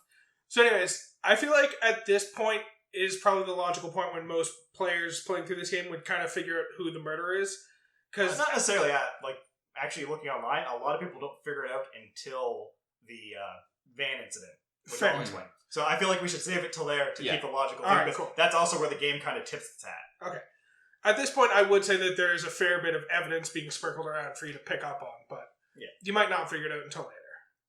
So, Rise, you end up warning her. You actually physically was like, hey, you know those people that have been going missing here in town? You're next. Yeah. And you just kind of walk out eating tofu. Yeah. We're pretty sure you're the next fucking target, except that move on. And then the best part is, too, because Dojima and Adachi show up later, and it's like, oh, also, about the things going on, I was like, it's okay, your nephew already told me. Like, what? Well, the best part is fucking... Well, not the best part, but another fun fucking Yosuke moment that happens before this is as you're walking into the shop to visit Rosette, or Rise, whatever you want to call her, she works in a tofu shop with her family now, and fucking Yosuke's like, what kind of tofu should I get? I'm gonna go and buy some tofu while we're there. And you're just like, you got a list of like random different types of tofu. The other thing I love with this too is like, because when the game first came out, like even when you're doing like, you can make bento boxes, and it's like, okay, you're making igoki gaki or whatever, and it's like, what ingredient do you want to put into it? And it's just like a bunch of stuff. It's like, I have fucking no idea what this is. Yeah, so it's a bunch of tofu I don't know, except all of them have tofu in the name, and then I just pick the last one, which doesn't have tofu in the name. I'm like, let's figure out what this is. Hopefully they describe it. And then fucking Yosuke's like, yeah, that's great, because I'm actually allergic to tofu, and that's the one that doesn't have tofu in it. Like, in that case, have the first one, Yosuke. Like, then why the fuck did you make it an option if there's only one that you can actually eat? Why did you make it up to me what you picked? Yeah, because I trust you, leader. I chose the first one, and Yosuke's like, but I can't eat tofu. I'm like, then why'd you ask me what tofu to get? That's it. I'm hitting on you for the next 3 social conversations. The bottom one apparently isn't made from tofu, even though it's sold in the tofu store, so you can have that one. Oh, God. So you end up staking out the place with Adachi as well, who's also staking out the place, and you find someone who's, like, stalking her, I guess, trying to take photos, and you chase him down, and he's like, if you come any closer, I'm gonna jump into traffic. I'm like, well, that just solves the whole problem right here, doesn't it, if he's actually the killer? Yeah. Murders stop as soon as the killer jumps into fucking traffic. But you come up with this, I would call it complicated, but not at all complicated plan. Just tackle him from behind. Where you tackle him from behind. Except, I don't know if this is how it played out for you guys, but for me, he just ended up turning around and you still tackled him into fucking traffic. And I was just like, that defeats the purpose of tackling him from behind. He's still going into traffic. And then that's like, that's it. We're taking you on suspicion of murder. He just walks off with the guy. And it's like, well, problem solved, guys. Nothing to worry about. Check the TV later that day. Reese's on TV. Shit. Yeah, fucking of course she is. So her dungeon is essentially, it's Mara Q. Yeah. And she's like, I'm gonna bear it all to find out my true self. It's a strip tease. She's gonna not tease and just strip. You remember when you got the phone call for Kanji's dungeon? Exact same thing. You get Yosuke again, he's like, dude! Let's tell the girls about this in the morning. I assume they're watching TV, but I don't want to talk to them right now. I'm busy. Yeah. I need me time. And this is the dungeon that Yosuke really wants to go into. Like, he's really feeling it. Yeah. So I didn't take Yosuke into this dungeon. Of course not. Well, the entire time you're going through the dungeon, at least through Kanji's a little bit. I don't remember if you heard it at all during Yukiko's, but during Kanji's you start to hear voices of other people as you're going through the dungeon, and you realize that's the sounds of people watching Midnight TV and seeing this events unfold on the Midnight Channel. So as you're kind of going through Rize's one, and she keeps talking about stripping naked and bearing it all, and you keep hearing people on the other side of the TV being like, "Ooh, yeah, I can't wait to see this," and you're just like, man, I really got to stop anyone from seeing this. I got to get up there and stop this. Also, Yosuke's not coming because he's definitely on the side of everyone watching. Yosuke will hinder this mission. Yes. He will do his best to make sure she strips. Yeah, but this is where the game starts hinting that people can see what's going on in this channel, or at least the person that's in here is the shadow form, and the popularity of this thing is becoming bigger and bigger. More people are beginning to find out about the Midnight Channel, because it's the kind of rumor that spreads and then people watch it and find out even weirder stuff. Yeah. You end up going to the boss fight with Rise, and this is where the game kind of pulls a little bit of a bait and switch on you, where you start fighting the Rise shadow, after she doesn't accept it for being, I don't have a person, or not as like, oh, no one cares about me for who I am. So Yeah. And then you end up fighting it, and then you can't hit it. So you just kind of have to sit here for a bit while you don't do anything to it. And it's like, oh no, it's defeating us. We can't do anything. And then Teddy ends up charging up. He's going, It's like, does Rise... he says a pun. Come on, Matt, what was it? Oh, I can't remember the pun. I was too distracted by the fact that Teddy was jumping in front of a big attack. I'm like, oh boy, Teddy's gonna die. It's, I'm going something. Doesn't matter, moving on. I was like, I'm going ferocious or something. Yeah, I think it was I'm going ferocious. We almost got through a punnable moment without the fucking pun. And then he lights up, he goes Super Saiyan, charges into it, and then knocks the shadow down. And then it's Rise and Shadow Rise looking at it. It's like, and then Rise just kind of fucks with the whole system and it's like, it's okay, you're cool, I guess. I don't have a real me, so fuck it. And it's like, yeah, why not? Wait, what? That's not how this works. That was an out? And then you're like, sweet, we got Rise as another member of our Then party. Teddy is experiencing his new Yeah, he's like, existential no crisis. real me. And then we get Smart Teddy. Yes. And Smart Teddy's scary. I don't like Smart Teddy. He was the legitimate first terrifying thing in this game. Well, it was fun because, so at this point, Rise kind of brings up the fact that, like, you may have thought you were getting another regular party member, but she's like, no, I'm going to take over Teddy's role. I'll support you guys from the back lines. I'll give you guys helpful advice. And then Teddy becomes the big boss that you gotta fight. And I'm just thinking to myself during this fight, please, for the love of God, let him be dead after this. He doesn't awaken and gain a persona and become a capable fighting member of our team. He dies after this, and we never speak to him again. We all agree that right now, right? I mean, no, because later on Teddy has a very important role in this game. Yes. And I enjoy Teddy. I'm gonna say right here, I enjoy Teddy. I'm going to say, at this moment, I was just ready for him to be dead. Then we got to see Hot Boy Teddy, and I was back on the Teddy train, and I was like, you know what, I like you, Looks Teddy. like I got a new party member that's all about the healing. Out of the way, Yukiko. You can go stand in the back. It's just me, Kanji, and Yosuke, and Teddy hanging out today. You end up beating Shadow Teddy, who's like, you have no existence, everything's pointless. Yeah. He's pretty much just a giant evil-looking Eeyore. Yeah. Life has no meaning. So you end up beating Shadow Teddy. Teddy realizes after getting his persona, which is probably the most interesting looking persona that you can get for the main party members. Yeah. And he's like, I need to get ready because I'm going to be important to this team now. And he starts doing sit-ups as Flat Teddy. As you do. Yep. And he's doing the sit-up, he's just kind of shaking there. It's like you and him lock eyes, and then social link. It's like, what? Me and Teddy are friends now, I guess. I get way too many social links from Teddy of him just staring at me. I'm a little worried. You stare deep into his soul, and his soul stares back. So at this point, there's another school trip, I believe. I believe this one is when they take the trip to, I don't want to say in the city. But they go to Gekko-Con. Port City or something? Yeah, Port City to Gekko-Con school. Which is, if you know, the school from Persona 3, where the protagonists and all the characters go there. So nope, I don't know that. Sorry. So it's the location of Persona 3. Sure. Persona 4 takes place 2 or 3 years roughly after Persona 3. They don't go quite yet, because there's another murder before they go. Oh, yeah. Yes. So they kind of discuss the fact Hot that... Springs then. No? Yeah, because it'd be the summer festival in Hot Spring. Because the next dungeon takes place over the break. Right, yes, it is the Hot Springs. So they can take Nanako to Yukiko's inn. Oh, yes. And this is where one of my favorite moments go, where you end up going to the Hot Springs accidentally, when it should be the men's hour, but it's the women's hour. But it actually was the men's hour, just Yukiko messed it up. Yeah, and then when you're standing there, and you're kind of like standing your ground, it's like the option says like, stand your ground or retreat, and then of course you could stand your ground, and it's like, your courage was really high, but then you realize courage has nothing really to do with this. But yeah, so you and the investigation team are kind of discussing the fact that, like, you've thwarted the murderer several times now. He's probably going to start looking for another way to kill people if this keeps up. And you might not find a good way to catch him, but whatever, as long as people stop dying, that's all that really matters. And then the next thing you know, King Moron fucking dies, and you're all okay Yeah, with because it. you're like, yeah, we saved Risei, and then Moroka is just dead. And it's like, oh, wait a second. He wasn't on the TV. This is weird. It doesn't fit the case at all. He wasn't on the TV. He also wasn't in TV land. Maybe it's a completely unrelated murder. Who knows? Definitely not the characters. According to the police, he died of just blunt trauma. Definitely still a part of the murders. Yeah, and then you end up tracking down that it's related to a high school student, and you have to go through a fetch quest of some sort to figure out where you work, to talk to that person. Really, these just get really... I find that a lot of these are kind of a hindrance. The aspect of them giving you more information about the character is kind of cool, but I never really was a fan of these. Yeah, because it just kind of feels like you're walking back and forth talking to everyone to figure out something. Especially with the ones that take multiple days to get the information. Yeah. It's interesting because it's the main real investigation aspect of the investigation team. Other than that, it's mostly a combat team. You don't do a huge amount of investigation, so you're pretty much the rescue squad. Yeah, it's enjoyable that you actually get to do a bit of investigating, but the way it happens, where it's just walk around the city, go to sleep, wake up the next day, walk around to the spots you can now go, it's less than thrilling. So you end up tracking down the person. You find out that the person suspected of being the criminal is Mitsuo.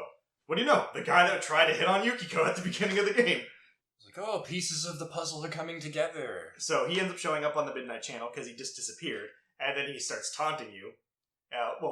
He says, "Come try to catch me, ha ha ha." In his raspy, soft voice, "Try to catch me." It's very unpleasant. Let's just put it that way. He's also unpleasant to look at. Yeah, he's not a good-looking person, unlike Teddy. Fucking Mitsuo. But you get to his dungeon, and it's just a video game. Yep. Just like a thing. Yep. So you have to go through the castle. This is the first dungeon that kind of fucks with you with how you're supposed to complete the dungeon. Because if you're trying to rush through the dungeons, the game says, fuck you, go back. Because you have to get a special orb to unlock the last door. Yeah. Which, at this point, I was going through every room and every floor, so it wasn't any issue for me. Well, that's just how you play an RPG. Yeah. Anyone who has experience playing RPGs knows that, there's the stairs to the next floor. I'm going to ignore that for a minute and explore every You also hoard every fucking item you get, because you never know. I have 100 healing items by the end of the game, because I might need them. Oh, I'm at 1 health? I'm just going to do an attack and hopefully kill the enemy, because I need to save my healing items for when I really need them. When I'm dead. Yeah. Oh, God. Yep. It was just a thing. Yeah. I guess the Mitsuo boss is also kind of a puzzle boss compared to some of the other ones, too. Because there's layers to this fight where you have to knock off the armor before it goes back in order to deal damage to the actual boss. I wouldn't call it a puzzle, more so just... It's a tiered fight. Tedious. This is how I'd describe it. This dungeon and boss as a whole felt to me more like they wanted you to actually think about it if you hadn't been thinking about your actions up until this point. If you were just kind of going through the motions, this one kind of forced you to actually think about what you were doing a little bit. Starting at the Risei fight, most bosses at this point onward don't really have a weakness. Yeah. Up to it, it's usually the weakness was whoever you got for the last dungeon, their element, which for Yosuke is wind, Chie is ice, Yukiko is fire, Kanji is lightning. Usually that would be the thing you use on the next boss. No, once you get to the Risei fight, there's no real elemental weaknesses anymore. Yeah. But you end up fighting the Mitsuo boss. You have the kind of showdown thing of he's like, yeah, I did it. Ha ha ha. What are you going to do about it? Also, who the fuck are you guys? Yeah. How did you get in here? I'm the murderer. Accept it and move on. Now, how do I get out of here? Does anyone know? I'm very confused about the current situation. Hey, that's a pretty cool Persona thing you got there. Can I have one? So you take him out and hand him off to the police. He doesn't get a Persona either. He passes out and the Persona just dissolves. He's like, I still need that Persona, by the way, guys. Too bad. You suck. Go to jail. We caught him. Mystery solved. With 6 months to spare. Yeah. I don't need to use the full year. I can just have fun now. Yeah. Oh, what's that? Tatsumi Port Island. Let's go have some fun. Yeah. With our new teacher to replace Moroka. Oh, yeah. Kashiwagi. Yep. Teacher who's a little bit too interested in the lives of her students. Yeah. And as I was saying before, this is the part where we get to the point where we are visiting the island that's the home of the Persona 3 storyline. So the nightclub was one of the hangout spots. Gyokukon High is a school. In fact, the student council president is Chihiro Fuji something. I can't remember her name fully, but she's one of the characters that you can social link with in the original game. Sure. In fact, the person she's talking about that helped her with a lot of things is Mitsuru, which is one of the characters you play, and possibly the protagonist who helps her overcome her fear of men. Fun. So a lot of fun, like, nods to the game originally. That came before it. You end up hanging out a lot of spots, and you end up meeting the best teacher from that game, which is Edogawa, who has a habit of, even in his, in the Persona 3 game, he's like, today we're talking about this subject, because that's on the curriculum. But fuck that, I'm gonna talk about this obscure history thing. And that's all he fucking did through the whole game whenever you got a lecture. And he ends up telling you a bunch of interesting thing about, you know, Izanami and Izanagi and interesting plot stuff. It's definitely not related to anything in the game. It makes me suspect that Edogawa might actually be a being from the Shadow World for some reason, who is living at this school and just waiting for protagonists to show up. But that's just me. Those games definitely aren't important. Yeah, and other interesting things happen on the island, like your teacher booked for a hotel for your class. A love hotel. Yeah. I mean, where else was she supposed to book you? She can't hook up with students at a normal hotel. You and the investigation team... Oh, if you put a coin in, the bed starts to rotate. You and the investigation team go to a club, and Rise, Yukiko, and Teddy get drunk off of soda. This is one of my favorite moments in the game, too. Because it's like, they're all hanging around and Naoto's there. It's like, Naoto's like, I was just investigating if this place was safe. Anyways, see you later. It's like, what? What the fuck are you talking about, Naoto? Like, they're acting drunk, but they can't possibly be drunk because this place stopped serving alcohol. Before that, she's she's there at the club for some reason. For no, good reason. She's just hanging out at the club. She's a detective. She can't enjoy a vacation right Oh, by the way, we said she multiple times. Plot twist. Naoto's a girl. Yeah, the prince detective is actually a girl. That's something we find out because there's sexism in the police and she doesn't want to be a girl. Yeah, but you don't know this at this point. You're just kind of hanging out with Naoto. You still think you still think Naoto's a guy. Yeah, so you're all hanging out in the club area, drinking, and Rise, Yukiko, and Teddy get apparently wasted. And then Rise's like, we're gonna play the King's game. And this game gives you a slight chance of, like, you know, surviving. Mm-hmm. But kind of not. Because the funny thing is, too, like, it makes you feel like you could have been the target of Teddy's kiss, but you weren't. You definitely were the target, because you were the number that he called. Yeah. But he misses you completely and nails kanji. But you can also miss it and not be the number, and it is kanji. Oh. Yeah. So this is a fun way, like, the situations change slightly, but not really, based on the outcome. Okay. And then you go through all these games, and then someone asks Naoto, like, oh, tell us about yourself. And it's like, oh, sure, but I'll only answer this if I, in turn, get to ask a question back. It's like, that's not how this fucking game works, Naoto. Not how this works, but okay. The party agrees, and you have the option of just, in this situation, can you be straight with them, or is it Yukiko? We say Persona, and the Personas happen. We go into the TV and fight the shadows. I should have known you wouldn't take me seriously. You're just making shit up. No one goes into TVs anymore. Or ever. It's like, I'm sorry, Yukiko's drunk somehow. Yeah. It's like, no way, she can't be drunk. Yeah. Like, they don't serve alcohol. They haven't served here. alcohol for years. But she's definitely fucking drunk. Yeah. So that's how the Tatsumi trip goes, and then you kind of just hang out for a bit for eating ramen. Teddy eats all the ramen and can't move, so you pray to Teddy as you leave him behind. Yeah. Yeah, how did he get back? Because he said he used up all his money on the ramen, so he didn't have enough money for a train ticket I would assume the same way they got him into the hotel. But they left him there. Also, the part where Teddy gets revealed for coming along on the trip is pretty great, where it's just him talking, it's like, wait, who is that? And then just hands up, there's just Teddy on the roof. Yeah, how would I let them know that I was here? Oh, fuck, it's great. Or all the scenes of Teddy just hitting on random people to get things, like the food lady inside June-S. It's like, I want you to grill them all, baby. Oh, Hot Boy Teddy's the best. Pun Bear Teddy's the worst, but Hot Boy Teddy I love. Yeah, and I believe the beach trip also happens at this point. I think so. Because there's a few things. And the beach trip's pretty fun because it has one of my favorite moments of, like, everyone goes to the beach, they ride out. Teddy is using rollerblades and Kanji's on a bicycle. Because Kanji's not quite old enough to get a motorcycle license. Yeah, and then there's a situation on the beach where Teddy is trying to remove clothing. Teddy is trying to experience a good old beach wardrobe malfunction. Yeah, and then Kanji grabs him, pulls him otherwise, like, I finally got him. And then you realize Kanji's not wearing underpants. And then he looks down and he's like, whoa, the wardrobe malfunction was mine. Yeah, so there's a part there where he's using Teddy to try to hide himself, and the girl's like, we're coming onto the beach. And then he's like, oh no, we gotta do something. And Teddy's just crying about his dignity the entire time. So Yosuke runs off, and he looks to you for, what should I do? Now I have a question, what did you guys select? It's like, find a swimsuit, but then they're just immediately like, we don't have time for that. What did you select? I also selected Find a Swimsuit. I suggested seashells. No, clearly I picked the best option, because Kanji's like, yeah, that might work. Oh shit, no, that's too sexy. Oh, that's spectacular. So Kanji's fully on board for the seashell, but we realize, no, it's too sexy, I can't do this. Oh my god. Another reason why Kanji's the best. And that's the fun thing of it, because obviously Naoto's going to become a party member. Yeah.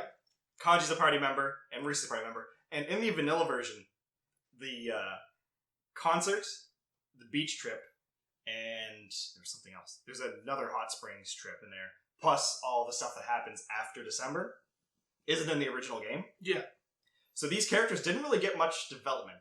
You kind of just got their dungeon and then nothing else. So they didn't get a lot of character moments. They're very interesting characters, but this ends up adding so much more to the characters that I feel like those three actually get to shine in the game, and you get to see fully like the worth of the characters, which is great, because Kanji and Naoto are probably two of my favorite characters in this game, and they had dick all to do, because by the time you get to Rise, the story's kind of hitting high gear, and there's not really any break time, and this kind of slows down the pace at certain moments to kind of like give more fun, cheery stuff.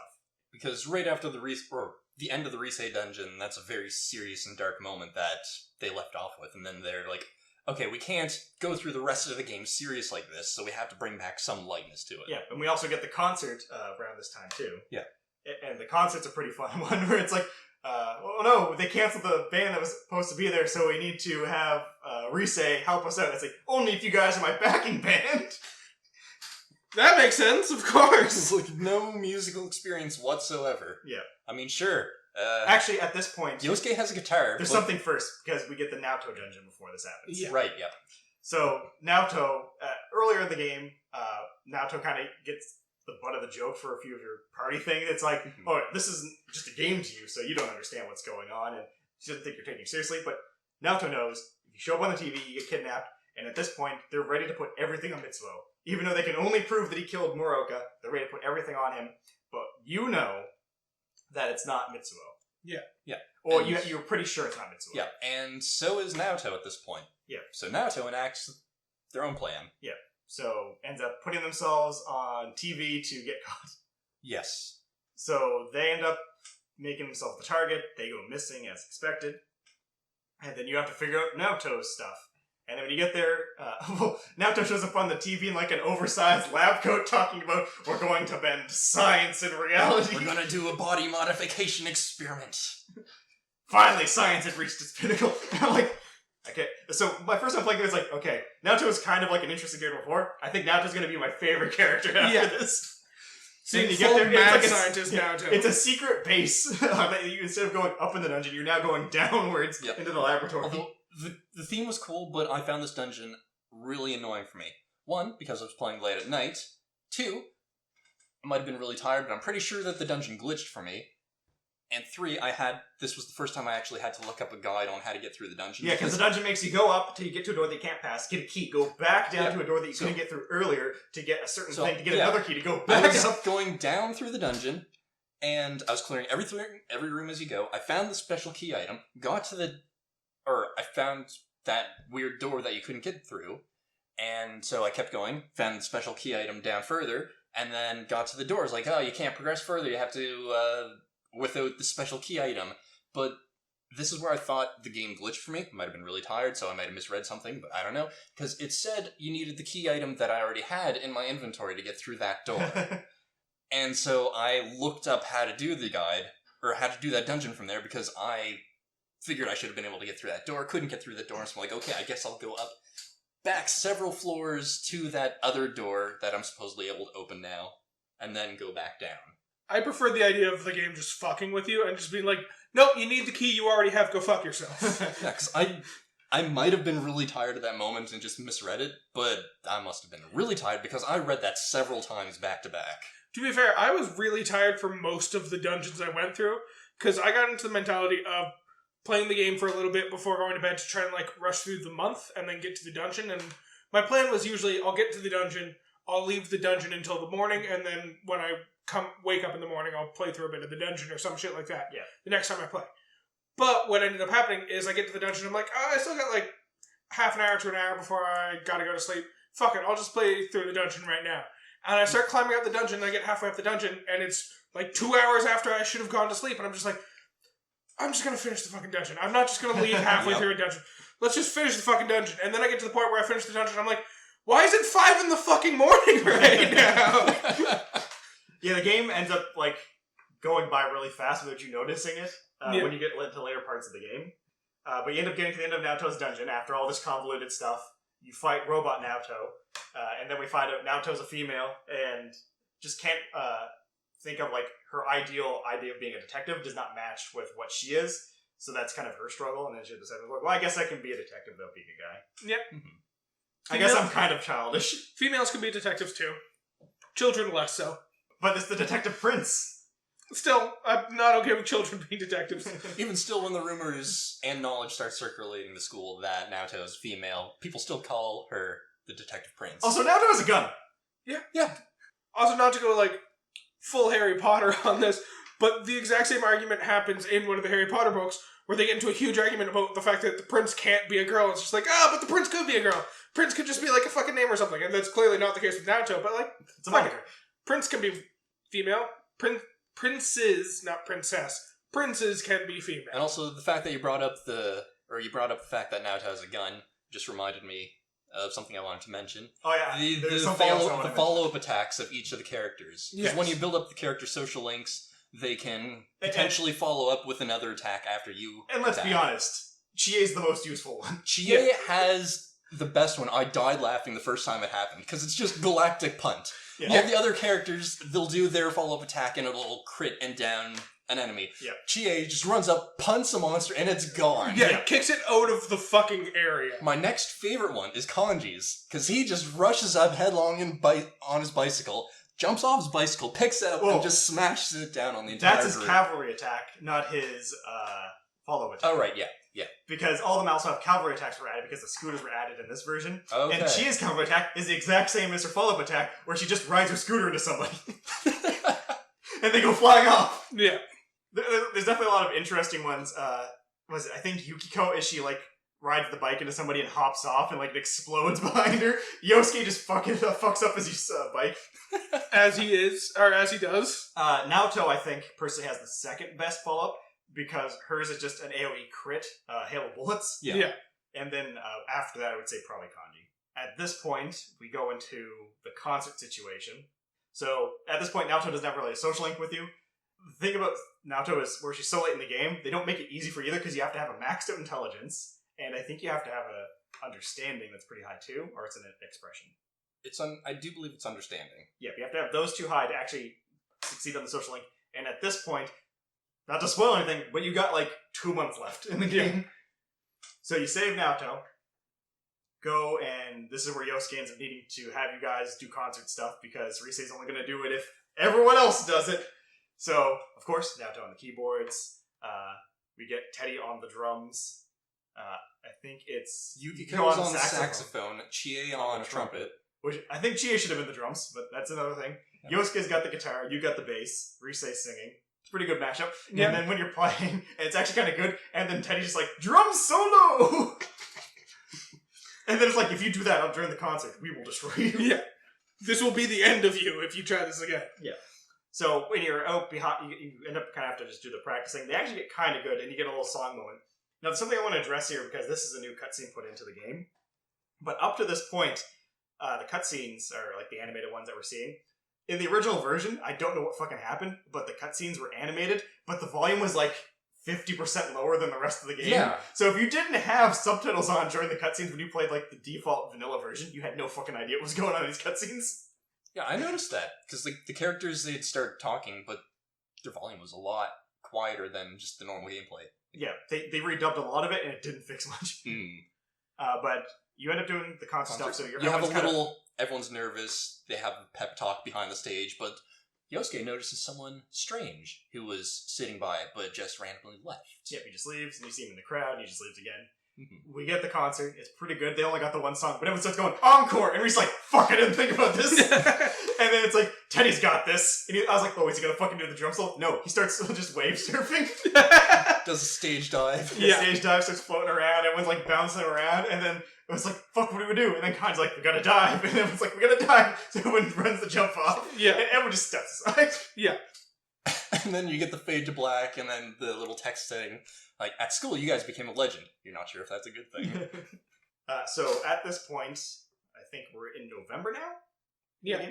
That sounds about right. So this is where the game starts going into overdrive. The fun is done until we get to February. This is all hardcore now. Yeah. Gotta focus on tying up some plot lines. And the interesting thing about this is no one actually appears on TV. It's just a senator guy talking about going to schools to ask people about the fog. Yes. And people are starting to freak out because apparently the fog has chemicals in it and the government are fucking with us. The researcher who came and was on TV, but he left Inaba immediately after, so there's no way that he could be put into the TV. Yeah. So, no one can really figure it out, but then something starts showing up on the Midnight Channel, and it's kind of really blurry, and it's like, this might be a tiny person, but maybe they're just really far away. Yeah. And then you get a warning message, presumably from the killer, saying that if you try to rescue anyone else, someone close to you is going to be thrown in next. And a small person who is close to you. You also get, you get 2 threat letters. And the second one, Dojima also finds. Yeah. And he's like, what is this?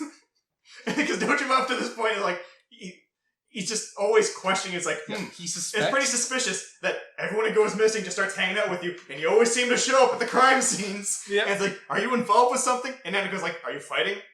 That's a no-go here, dude.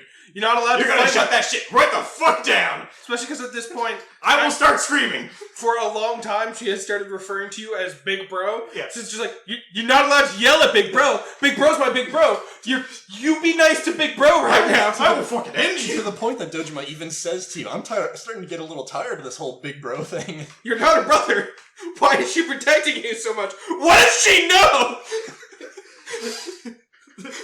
So there's a comic made by Hi, I'm Daisy, which he kind of like spoofs a lot of things. And the only thing I could think of is there's a social link with Dojima where he's making coffee.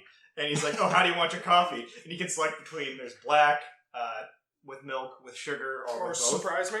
And surprise me. And there's a part where it's like, you go through the options and he's making fun of you because that's just how Dojima is. And this is all in the Hi, I'm Daisy comic, which if you haven't read it, check it out if you played the game because it's great. But when you pick I want it black, he's like, what are you? Some tough guy? And it's like cream and sugar? And it's like, what are you, Nanako? And Nanako's like, I want it black! And then just the surprise of me, Dojima just throws the coffee in your face. Yeah. After you get the second notice, Dojima's like, fuck it, none more of this, you're coming with me down to the station.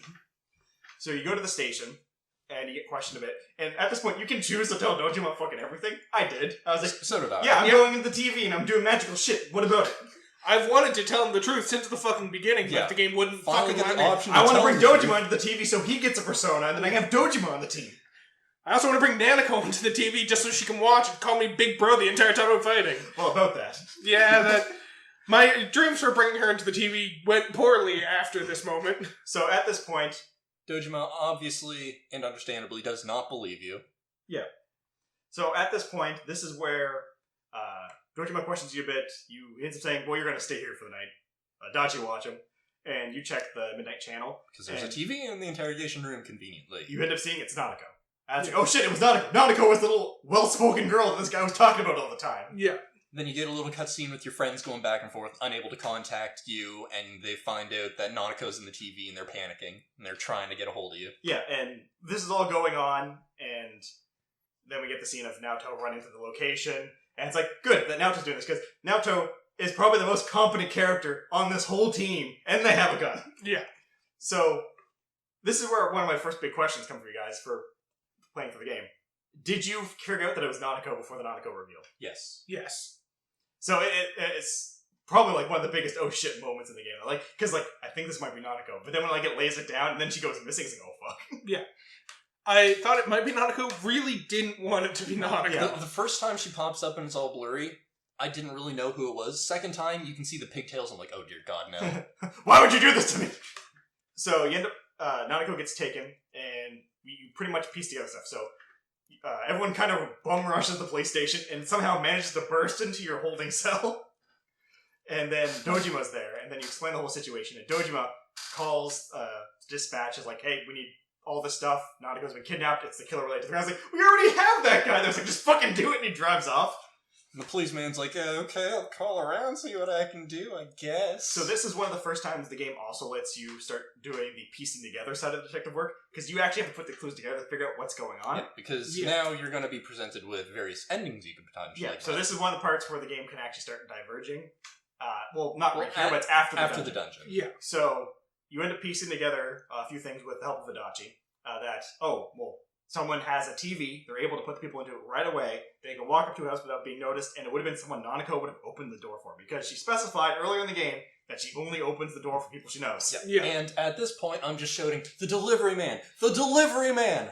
Yep, so delivery man, post truck, and then Adachi's like, wait a second, there was a delivery man on that list of suspects. It was Namatame! Oh my god! Dun dun dun! The suspect from the first crime that had a perfect alibi. Yeah. So this is where one of my other glitch moments happened. I don't know if you guys caught this, but Itachi's like, I need to go check on something, and he runs out the door, but the door doesn't fucking open, so he fucking ran through the door on my game. Did not happen on my game. I did not notice that. It might have happened. Yeah, so the door was closed, and he just turns around and runs through it, like, what? Did anyone else see that? And then he runs back in through the door that's still closed. No, I'm like 95% sure the door opened for mine. Where the door was open. So this ends up making everyone realize, it's Namatame, we need to track down and find Nanako. So then we get an anime cutscene where it's Dojima running down Namatame's van. Namatame makes the plan of, if I can't outrun him, I'm just gonna flip the truck. What? Yeah, that makes perfect sense, Dojima. So there's a car wreck. When Dojima doesn't do it, Namatame flips the truck. Yep. Crashes, Dojima, being right behind him, crashes also. And it just happens to be on the world map, just off the top of the main street of the shopping district, and everyone is happened to be there, and they see the smoke, and it's like, where there's smoke, there's fire, I guess. Yep. Let's go! And there's Dojima on the ground, in pain and injured. Yeah, so Namatame, nowhere to be found. There is a TV in the back of the van. And Dojima is really bad. Nanako is also missing, and Naoto ends up finding the diary. And then it starts going through the list of things like, it's got all the list of the people who were missing, including the first 2 victims, and the dates. Moroka's nowhere to be found, and everyone that's there is like, that seals it then. Key point. Naoto says it lists the first 2 victims, along with the other victims that the police never released to the public. And everyone there accepts it. Everyone there. But we'll get back to this. Yes. Because the important thing is saving fucking Nanako. Not letting anything bad happen to dear little sis Nanako. Yeah, so you don't have any extra work you have to do. Everyone knows Nanako, you just get the dungeon right away. Yeah. Mm-hmm. If you're playing this game, it's well recommended that after you save Nanako from this dungeon, you save, because this game can easily railroad you into a bad ending right afterwards, and it gives you no warning or no clues on how to do this. It even tells you on the prompt, do you want to save now? You should probably save, because this game changes from here really fast. Yeah. And that's kind of the staple of the Persona games. Usually they have like the first half, which is the investigation, and then the back half is like the reveal of everything. Yeah. So you get to the dungeon, and what do you know? The girl who has the dead mother and kept saying, why do people die, and what is heaven like, and does my father love me? Her dungeon's heaven. Yeah. And this is the only other dungeon, so it's Risei's and Nanako's dungeon are the only 2 that actually have vocals in their music. So you have to climb heaven, and then as you start going up, you end up seeing, there's someone else here. Someone darker. Start hearing Namatame's voice. Yeah, so we find out that Namatame is also here with Nanako, and of course he fucking is. Where else do you think you go? What in the same goddamn TV is there? Yes. And he's, at this point, known as the killer to everyone else, but things he's saying aren't quite adding up. Well, he's talking about how he's saving people and bringing salvation and blah, blah, blah, and all that stuff. And it's like, man, this guy's kind of fucked up. So that's an interesting thing where, when you think about it, the dungeon of heaven is actually pretty cool, considering that it's created by 2 people and it comes out that way in such a well way. Yeah. Because it's heaven for Nanako, because like she fantasizes about like, her mother and all that stuff. But Namatame thinks he's a savior, and that combines them both. And he's trying to bring world peace. So they end up, we find out that when 2 people go into the TV at the same time, it creates something based off both of their realities. Mm-hmm. And it just worked out so well that it became heaven for them. Yeah. Because she's concerned with the afterlife and he's concerned with the perfect world. So kind of morphs together into heaven. Yeah, so you end up getting to the end of the dungeon and you find Namatame there with Nanako. He's like choking her. It's like, get back, I'm saving her. It's like, what? That's not how saving works, Namatame! Now, Namatame, we know some key things about this game maybe going into it. You're not helping yourself in the situation. So, Namatame is like, I saved all of you, blah, blah, blah, all that stuff. So you end up having to talk him down to save Nanako. And Kanji and Yosuke have a cool moment where they work together and knock back Namatame. And then you have to fight Namatame. And he turns into this giant, like, man with the peace symbols and all that stuff. So this is one of the first times we see a bunch of shadows fuse into a person. And it creates a massive boss. Yeah. And I believe this one is Sigiri. I don't remember the name. Because there's a mono later. Yeah, I can't remember the name of this one, but... Yeah, I can't remember the name, but it's one of the important bosses. In the Yes. game. So they invade him, and you have to fight. It's actually a pretty cool fight, especially where he can turn allies against you. So That scared me when it happened.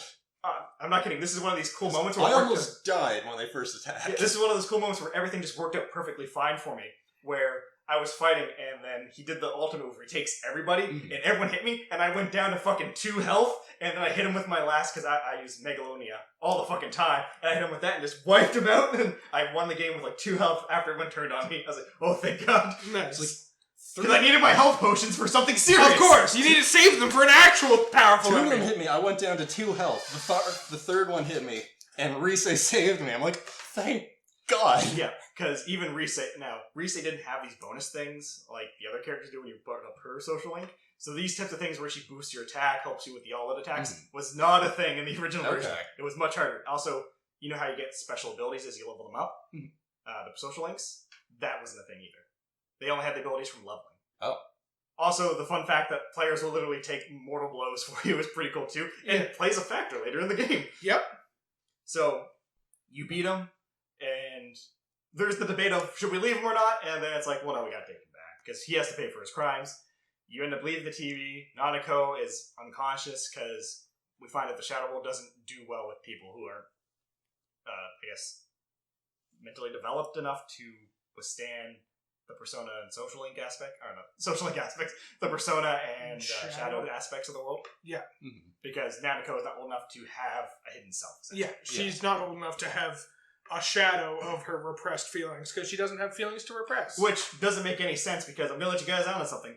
The Justice Persona, or Persona user, from the Persona 3 game is also a kid that's about her age. But I guess Personas work a bit differently in that one specifically, where it's the Persona users in that one use a thing called an evoker to force out their hidden aspects, but it's still a hidden aspect that he's forcing out.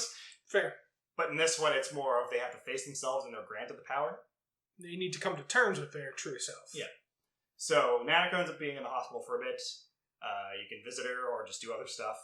And eventually it culminates to everyone being in the hospital, and her condition's gotten really bad. This is where the tearjerker moment happens. This was also another time that I started to feel guilt-tripped by the games. Like, do you want to go visit Nanako in the hospital? I'm like, but I've already maxed out her social link, and I have other social links to work on. How about go fuck yourself, Nanako? I guess you didn't get the big bros worried of achievement. I guess not. You have to visit her 3 times. Oh, okay. Then I definitely didn't. So, this is like one of the big emotional moments of the game. And it also does a really good part for the aspect of the game to force you into a situation where you actually have to manage to like, okay, calm down. We have to figure this out. Because Nanako is in a really bad situation. Everyone's there. And then Nanako ends up dying before Dojima can get to the hospital room. And it's like, oh no. And then he gets in to see that she's dead. And then he kind of walks off. And Adachi's like, he just kind of walked off. But wait, his hospital room's not over there. Wait a second. And it comes back to you inside the room, everyone's crying. And then Nato's like, you need to get out of here real quick. And it's like, where'd he go? He went to Namatame's room, because Namatame's also in the hospital for some fucking reason. Yeah. So I wonder why he's going to Namatame's room. Adachi doesn't want to tell you where Namatame's room is, because that's going to be against police procedure. And also other reasons, which we'll get into later. But Kanji is very persuasive. Yes. Yeah. Kanji fucking lifts him off the guy's like, tell me where the room is now. So you end up getting there, but Adachi gets there first, and makes his way off with Dojima and the other police, and then you just walk into Namatame's room, and he's halfway out the window. He's like, I was scared. Not looking good for you, Namatame. He's just freaking out in the corner as you all just it's going to be one person him. talking down a whole bunch of people. So at this point, the setting of this is, you're alone in this hospital room, no one knows anything about the TV world, Namatame seems to be trying to escape, and Nanako is dead because of him. And then the game is like, the TV pops on, and he's like, haha, you'll never be able to prove it was me. I'm the best killer ever. Ha ha ha, fuck all of you. I'm gonna get off scot-free. And then Naoto steps forward and brings up the suggestion that the TV's right here. We could just push him in, and no one would have to know. Then this is pretty much immediately followed by, I think it's like 7 conversation prompts of you having to talk everyone down. Yeah. And if you fail to talk people down 7 times in a row, then you get the bad ending. And here's the interesting thing about this too. It's Kanji, Naoto, and Yosuke are just really cool about murdering this person by throwing him into the TV. Yeah. They're fully on board with this. Like, there was no, like, moral, like, back and forth. Well, I guess Naoto had a bit of a moral back and forth. Yeah. But Kanji and Yosuke was like, yeah, let's fucking throw him in the TV. Yeah. Solve all our problems. Yeah, right and here then in one Chie tiny box. Chie and Yukiko are, like, full, like, what? Yeah, and, man, Chie, like, literally has the best delivery of a kind of screaming, panicked line. Like, just heart-wrenching. So, there's 2 endings you can get from this point immediately, depending what you do. So, if you do throw Namatame into the TV, you get the bad ending. Yeah. Nanako's dead. Namatame kind of gets framed for the crimes. It skips ahead to the end of the game when you leave back in March or May. Yeah. And then it's just you getting onto a train, waving goodbye to everyone who's kind of somber, and then fog just kind of fills the area. Because you never actually solved the crime. You might have possibly caught the criminal, but you don't know anything about it. Yeah. The other ending is you can choose to leave the room. So you can decide, I'm not having a part of this, I'm leaving. If you do, Namatame dies. Nanako is in a coma. She comes back to life, and she's in a coma. And Teddy's gone missing. This ending also ends with the same kind of shadow thing. But in this situation, Nanako is alive, but in a coma. Those are the 2 bad endings of the game. There's technically one other bad ending, and then an alternate ending that is kind of a bad ending, but not because things failed. It's just a not good ending. Yeah. So, the correct thing you're supposed to do here is talk everyone down to not throw Namatame in the TV, because something seems off. There's a mystery you haven't solved yet. Yeah. Now, at this point, the Fool Arcana, which is the mystery investigation, is maxed out. So it's like, well, I don't have anything else to solve. But then when you make the choice to not throw him in the TV, oh, what's this? A new Arcana, Judgment. It's about finding out the secrets. Yep. Mm-hmm. So you decide that after not throwing him out, the doctor and Adachi show up and they're like, oh, what the fuck you guys doing in here? And it's like, oh, we're just leaving. And it's like, you better, and don't tell anyone you're in here, because I'd get in trouble. Yeah. So the team decides to sit down, try to investigate, figure out what's going on. The whole thing you kind of save Namatame with is something doesn't seem right, and it ends up being his feelings. Yeah. So you guys think about it a bit, and the conclusion that you end up trying to figure out, because this is another situation where you kind of have to solve everything, is the writing doesn't match with what he was saying. If he was actually saving people, how would he say he saved Yukiko, but then say he failed to save The first two who right? were actually killed. Yeah, so something wasn't matching up. So And also what his shadow on the Midnight Channel TV said did not match up at all with his shadow in the Heaven Dungeon. Exactly. Yeah. So you end up figuring out that, oh, something else is going on here. You go and talk to Namatame after Naoto ends up bullshitting her way past the police officer. This other teenager is also an assistant of mine. I'm a police officer. You can check my numbers. So you talk to Namatame, and Namatame ends up confirming that the first 2 were killed by somebody else. He was the people throwing him in the TV because he figured out, oh, the TV shows who's going to end up dead, was his assumption.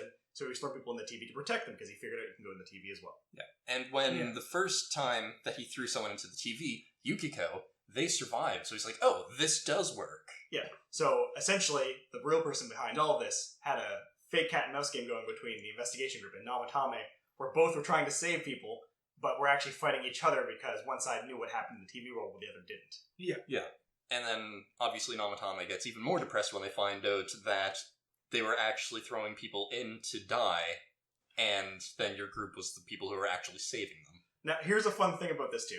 So, we end up finding out that the person at the concert was Namatame, who wanted to see what was going on, because he started to suspect something was up. Yeah. But he didn't have the courage to face them. Now, in this part, I don't know if you guys noticed, but Namatame's voice changes ever so slightly. Yep. Not the voice actor, but the quality of the voice. Yes. And that's because that was new content added into the game. I'm like, come on, guys. You just put the over-recording in, and so, like, the context was completely gone. Yeah.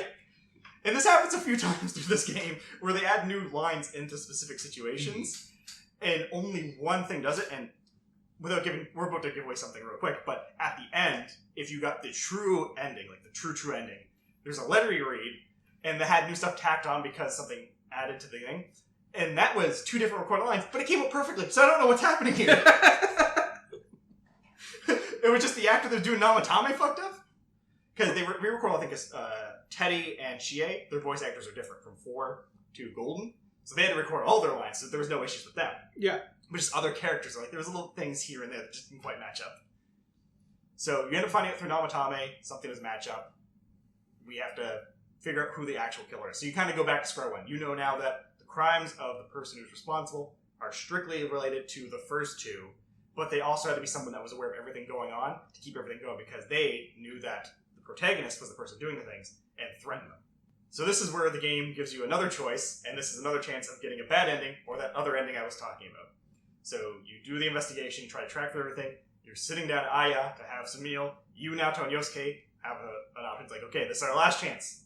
Who in Inaba is the person? And it gives you the name of every fucking person you met in this game. You get 3 chances to correctly guess the murderer. If you can't guess any correctly, then you're like, okay, you can't figure out anyone. Yeah, so if you can't figure it out, you just apparently give up right here and don't try to do anything else for the rest of this. And then you get the ending on the train station where they kind of wave goodbye and they turn into shadows. Yeah. You get 3 guesses, and if it's not your first 3 picks, fuck it. You're never gonna figure it out. Inaba has so many people in it. It's got at least 4 people. So, from what I was saying, you guys apparently figured this out going into it. I figured it out for a different reason, but I'll get into that when we get to the talk of it. So, the person you're supposed to select, who was there the whole time, had the figure and everything, and was always there, was Adachi. Yeah. Yes. Adachi was the person who was always there, accidentally giving you information, and also had a few lines that didn't match up. As we mentioned earlier, back at the train, with the truck, when they read the diary, he was one of the people who said, oh, that seals it then, when he should have no information that the other people were kidnapped and were related to that crime. Yeah. No one knew, aside from like a few of the police force, that Yukiko, Kanji, and Naoto and Rise went missing. Yeah. They shouldn't have known that they were anything to do with the other murders. Yeah. Because they showed up a few days later, just completely fine. Or a month later if you really took your fucking time saving them. Yeah, so it doesn't really, he kind of gives himself away, I find, in these situations, and I think that's what the game's supposed to set it up. Now, the reason I figured it out is because I knew Persona games up to this point. I noticed pretty quickly that Adachi didn't have a social link, because he didn't have a social link in the original game. I'm like, oh, that's pretty weird that Adachi doesn't have a social link out of all the other characters.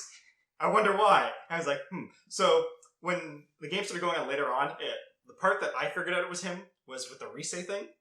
So he didn't have a social link, and then the Rise thing's like, you guys better stop investigating this stuff. And then the threat comes in, it's like, stop investigating this stuff. Like, no social link. Seems similar to the guy that doesn't want to... It's probably Adachi. Yeah, I figured it out around the Rise time as well. Obviously, I only played through Golden, so I didn't have the no social link aspect to consider. Yeah, I feel like adding his social link, going your first time through, it makes it a bit harder to say definitively, this is Adachi. There's still some doubt in there of it could be someone else, and it might be a false flag.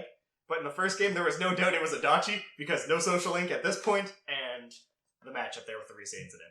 Yeah, so my whole thing, the reason I came to the conclusion it was Adachi at the very least, is because, as you said, there were, he was constantly at the crime scene, kind of, unintentionally giving you information, telling you more than you were supposed to know, which was a little bit suspicious.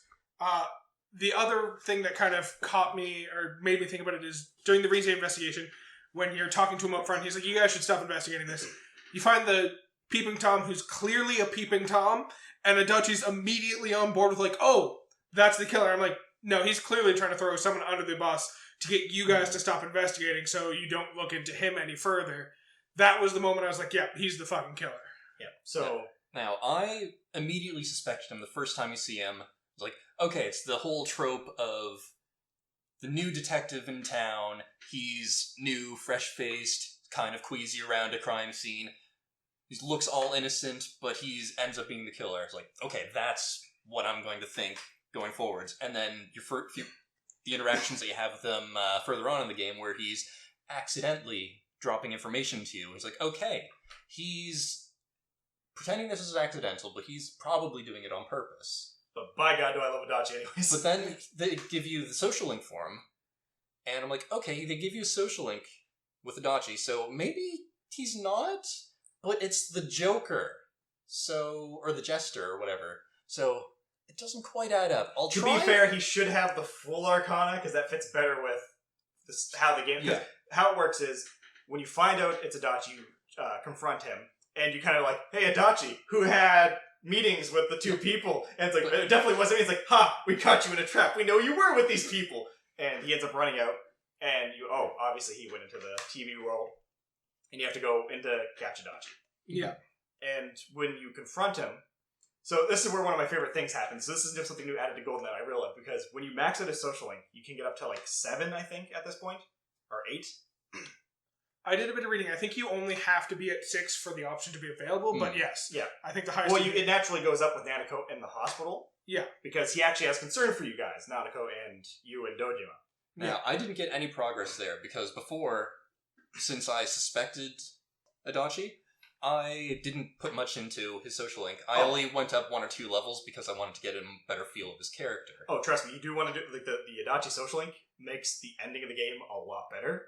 Because what ends up happening is, you go in, and you figure out, this is where Adachi is. He's using Mayumi's room as his base of operations, so that's where the dungeon's going to be.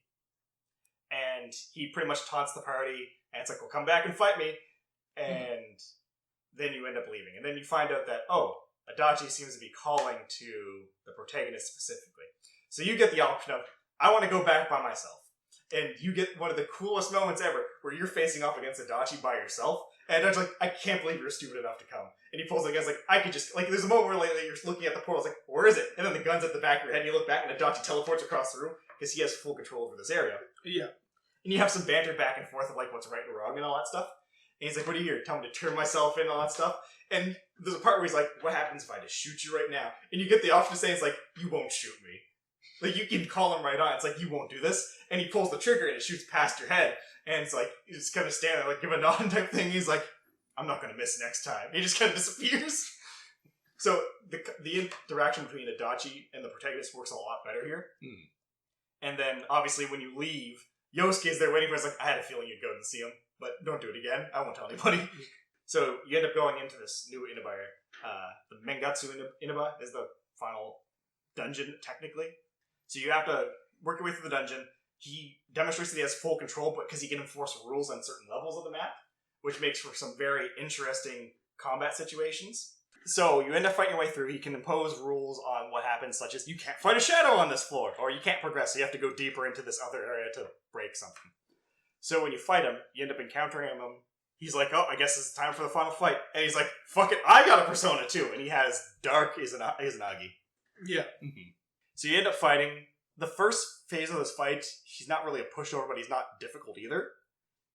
He has some dangerous attacks that can really fuck up the party if you're not careful about it, but aside from that, easy fight. But then the same thing happens to Namatame happens, where he gets flooded by a bunch of shadows, and this is where we get a Monosigiri, which is a giant floating eyeball that is the creator of the fog. Yeah. And he's like, I am here to do as humanity wishes, and they don't wish to see things, they wish to become shadows. Yep, they don't want to know the truth, they want to be in idle bliss and peace. Yep, so he's doing this stuff, and then the party's like, well, we're not going to let you do this. We're going to stop you. And it's like, this is not what humanity wishes for. Please compute. Because he's pretty much a robot. Yeah. And it's like, we're going to show you what we can fucking do. And then you fight, beat him. The cool thing about this fight, too, is it's kind of like overlooking the city underneath as you're fighting him. Yeah. To demonstrate the fact that like, he's the one flooding Inaba with the fog.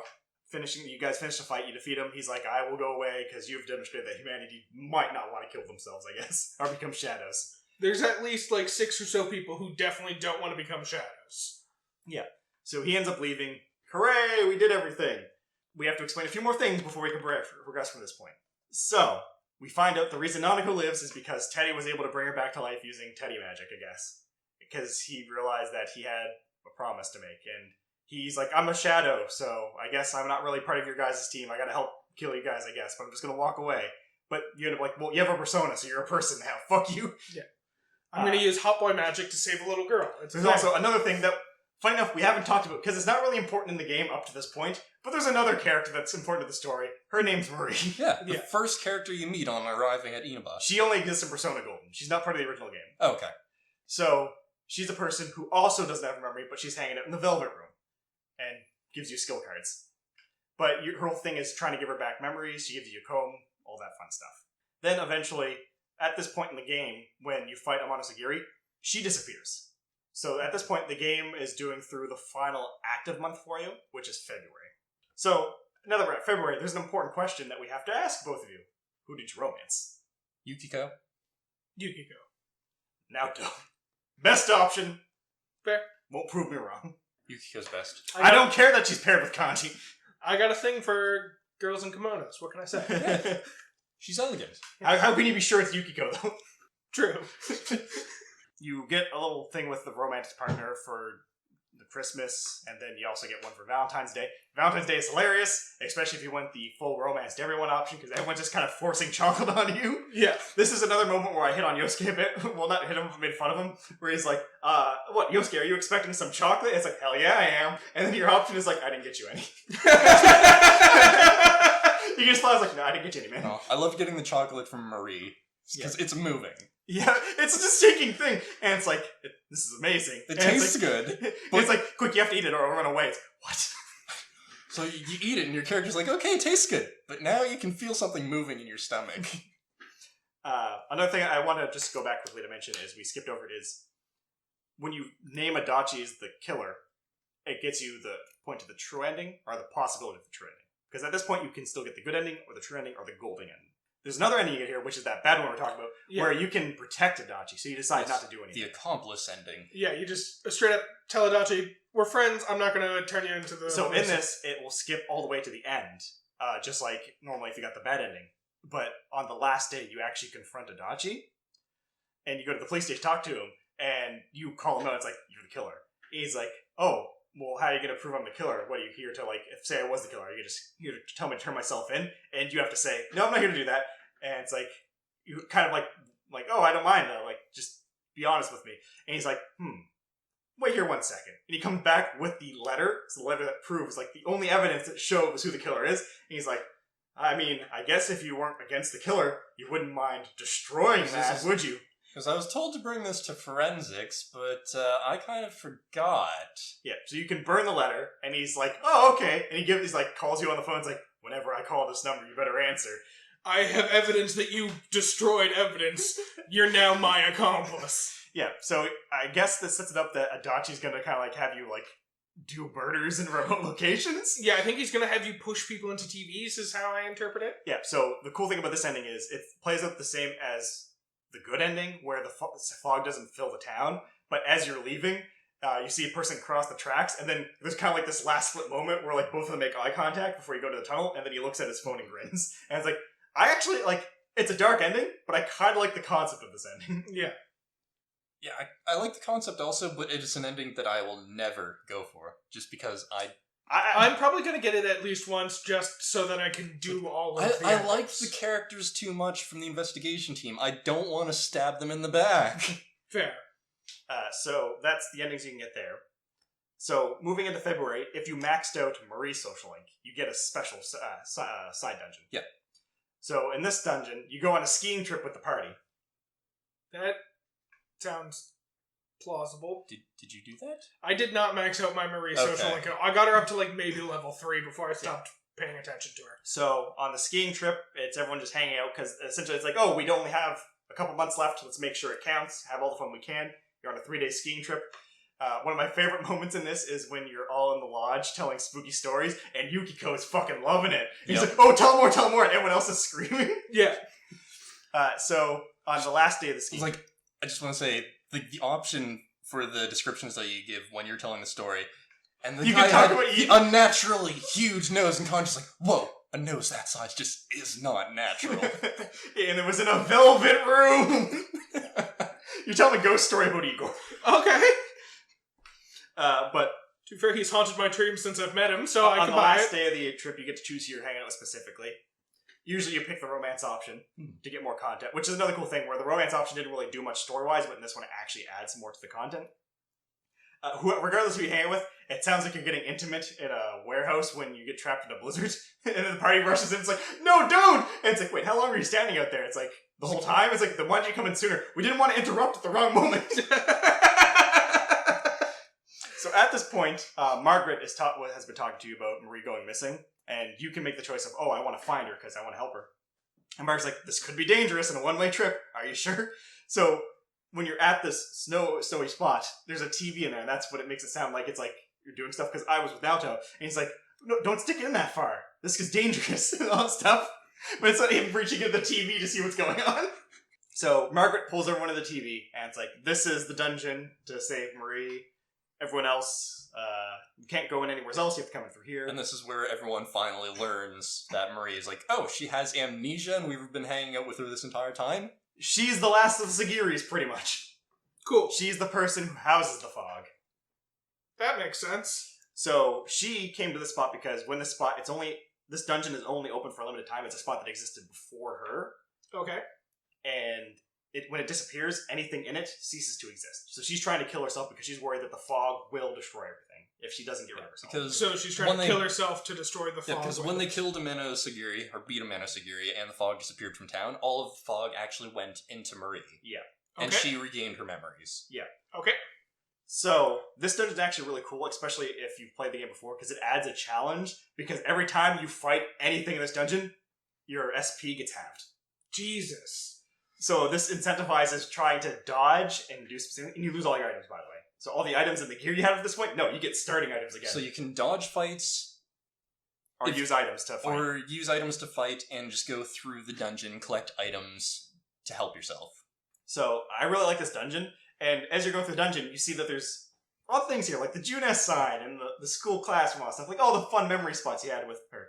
And then you get to the end, and it's like, oh, clearly her mental ability had an effect on this dungeon, and it shows that she doesn't actually want to die. So you have to fight Marie, which Marie actually is a pretty cool boss fight, the first level, because she uses a lot of cool abilities, you have to kind of knock her down. And then, after fighting for a bit, she's like, leave, I don't want you guys to die, I will beat you to shit out of you if I have to. You end up feeding her human form, and you have a little conversation back and forth of like, oh, we have to save you, try to convince her. And then you come up with the idea, it's like, wait, what if you just let the bad guy out of you, and then we beat them? And it's like, yeah, I guess it worked with Amano Sagiri. It's like, yeah, I might die, but trying this is better than nothing. Yeah, fuck it, let's do this. So, the boss comes out, and this boss fight, guess what? They're fucking immune to everything. Of course they are. You have to use the items you picked up to break immunity or skills you have to fight this boss. I got a little tripped up in this because when you use those items, it doesn't really change the fact that it still says immune in the analysis. Yeah. So I used those items several times throughout the fights. Yeah. So, I beat this boss really quickly because I used Yoshutse, or whatever his name is, with the protagonist. So you do the buff skill, you use Teddy to buff up all physical attacks, and then you use Kanji to buff critical, Chie to buff critical, and then you use something blade or whatever. It's the strongest physical attack. Like, it does severe damage. I did like 3,000 damage with each hit. Jesus. Oh. I couldn't do any physical attacks because I didn't pick up any items to break the physical resistance. So yeah, it's really easy. Naoto also gets really good strong abilities because she gets mental buffs, and at the same time she gets Megalonia, which is almighty damage, which you can't have resistance to. So she can double that, and you can have her doing about 3,000 damage a turn too. As I'll say right now, my party consists of protagonist, Naoto, Teddy, and usually I would switch the last person depending on the dungeon. Mainly, it would be Yukiko, though. Okay. After you beat her, all the fog gets destroyed because you defeat the boss, and Marie's like, yay, I get to live! And do stuff now. Sure. And y'all go home. Yep. As so you do. Y'all leave, but the dungeon's collapsing, so you have to kind of run out, and you... Yeah, it was a heartfelt moment, then the place starts crumbling, and then everyone... It's coming down, what's happening? It's like, oh yeah, since you beat the boss, this place is just... This place is coming apart. Why didn't you tell us that sooner? So you get out, you enjoy your last few months, you destroy Yosuke with snowballs. Yep. Because you teach her about boys versus girls snowball fights. Well, you teach her about snowball fights, and then she makes the teams boys versus girls, and everyone just teams up on Yosuke. Yeah, everyone teams up on Yosuke. Makes sense. Boys versus girls versus Yosuke. Yeah. Well, there's more of everyone versus Yosuke. Yeah. So what the game does here is it kind of skips ahead a bit, and you kind of get like little flashes of like the fun moments here and there. And then it gets to the last day. And this is where you have the moment of getting the good ending, the true ending, or if you beat Marie's dungeon, the golden ending, which is the actual full canon ending. Now, Matt. What? Did you do a dungeon on this day? I did not. So you did not get the true ending, and you might not have got the gold ending. Oh. So you got the good ending. Okay. So I'm gonna... It's not gonna be a super spoiler for this. I will talk about this, but I'm not gonna go into explicit details, I guess. So on this day, you have to say goodbye to everybody. Yeah. After you say goodbye to everybody and you talk to Nanako, you end up getting a letter. Because Nanako was given a letter at the beginning of the day. Oh. I completely forgot she was given the letter, but I didn't get any prompt or anything to... But that's the thing. The game doesn't fucking tell you anything about this. You have to figure it out on your own. Oh. So... The moment you go home, you're fucking done. Yeah. You gotta go to the dungeon first. Yeah, you have to talk to everybody, and then you go to Junes. And then when you go to Junes, everyone else just happens to show up at Junes. It's like, oh, we all showed up here, because there was still something that was bugging us. What is the Midnight Channel? And this is the last mission of the game, finding out what the Midnight Channel is. I gotta do that! Yeah. So, when you do this, you read the letter. The letter is from Adachi. And Adachi says, like, he's pretty much just him telling you the stuff. You know, I killed these people, but the thing is, I got this power. And Namatame also got this power the same way I did. And it seems it's because we came into town, and I don't remember what happened, but we seem to have the same interaction that gave us the power, and it must happen to you too. But I can't remember anything about it, so you have to figure out what it is. So you go around town searching for who is the person. So Matt, can you say who's the first character you interact with in town? Not counting your family or Marie, because Marie's only golden content, and clearly it's not your family. Yeah. Who's the first character in town you interact with? Dojima? Nope. It's not Dojima or Nanako, because they don't count, because it has to be someone who could give you persona powers. And the game makes... Here's the fun thing about this. When I figured this out, it blew my mind, because the game makes it very obvious when it happens. Oh my god. But then doesn't mention it, so that when you get to the end of the game, it's like, fuck, what happened? Oh my god, I know who it is. Who is it? It's the gas station attendant. Exactly. So you have to go, and first you go to Igor. And I don't know if you noticed this, Matt, but the gas station attendant does show up throughout the game. Yes. But only under certain circumstances. Yeah, I noticed they weren't there all the time. They only show up when it's raining. Oh. So you go to Igor, and Igor's like, it seems there's still a mystery left for you to solve. But you've grown a lot in this journey, so I'm going to give you something. And then he takes all of your social links that you've got up to this point, fuses them together into something called the Orb of Truth, and it reveals the true forms. It breaks all falsities. Huh. So as soon as you come up, it's raining. So you go to the gas station, and the attendant's there, and you have a little back and forth, and you're like, what did you do to me? And it's like, what are you talking about? I shook your hand when we first met. And it's like, yeah, but did you get this power to Namatame and all that stuff? And then eventually it's like, oh, I never expected you to figure it out. You've gotten much further than I thought you could. And then they reveal themselves. By floating into the air, they're Izanami. Huh. We find out Izanami shook the hands of Namatame, Adachi, and you, giving you persona powers. Damn. So that's why you didn't have to develop persona powers by fighting your true self. You were given them by Izanami. And that's why you felt sick on that first day. Yeah. Not because you were tired from the trip. Because you just had powers because forcefully given to you. Because you shook hands with a stranger. Well, just like everyone else, when they awaken their persona, they get very sick and tired. Mm. That's you happening in your powers. Oh. The handshake forced the powers. And here's the thing. Izanami explains that she might have unlocked the powers, but you had the powers already. The wild card was not her doing. That was something you already had. That was something that she didn't plan for. Yeah. She gave you persona powers. You having the wild card and access to all of them was something she wasn't expecting. Yeah. That makes so much more sense. So she's like, well, you kind of like have a back and forth. She mentions, Maria, because we find out that the three bosses, which is Maria and the two Sigiris, are parts of her. She birthed. Because Izanami birthed a lot of the deities in the creation of the world. Yeah. So you can say, like, well, I want to know the truth. And she just kind of mocks, like, the truth? Nobody wants that. And then it's like, well, fine, you've gotten this far, so I'll humor you. You'll have to come find me in my dungeon, essentially. So you gather the party. Everyone's like, holy shit, it was the gas station attendant. And then you fight in the final boss level. You fight your way all the way up to top. And this is all in one day. Is the final dungeon a gas station? No. Damn it. It's the pathway to the other world. Okay. Or the land of death. I think I saw a screenshot of that, actually. Well, here's a fun thing. You know when you have that dream in the beginning of the game where you're walking through a very foggy area? Yep. That person you fight is Izanami. Oh. And that area is their dungeon. Okay. So you end up fighting Izanami, and this is where the game gets like the most wild, coolest shit going on. You fight Izanami, and the fight's going pretty well, but then Izanami kind of shifts, and you use the orb to reveal. So Izanami at this point is kind of like all bandaged up, and when the reveal happens, they're like this charred quartz skeleton. And then they start using this spell called 1,000 Curses. It's an instant kill. It does 9,999 damage. Oh. They keep casting it on the protagonist. Oh. So every party member you have takes the mortal blow and dies. And it's not like they don't die and fall down. They get pulled to the earth and they're out of the fight. Oh. And then finally, they use it on you. And you die, and Reese is like, oh no, oh no! So everyone's dead. And then the protagonist is laying there in, like, nothingness. And then Marie shows up, if you got the Marie social link to full. And she talks about this whole thing of, like, you know, trying to encourage you. And then every social link you've completed at this point, one by one, they all appear and encourage you to finish the fight. And then your character stands up and comes back out. And you're standing there in front of him. Now he's like, what? How is this possible? And she uses 1,000 curses on you, and then it takes you down to 1 health, and it's like, you resisted the attack. It does it again, it's like, you resisted the attack, and you just stay at 1 health. This part of the fight is just all cinematic. So, you unlock a new persona at this point. Izanagi evolves into Izanagi no Akame. So it's him, but giant white, and a giant, like, circular lance. And you have one ability. Darn, what's the name of the ability? Fuck, I don't remember. Yeah, but it's one ability, and you get to activate, and all the ability says is it reveals all truth and gets rid of like falsities. So this is where the coolest thing, and when you understand the concept of what's going on in the game, it makes it really cooler, is before he casts the spell, he takes off his glasses and throws them away. Huh. And then he does like this really dramatic persona pose, and then Izanami starts spinning his spear and shoots this laser beam right through Izanami.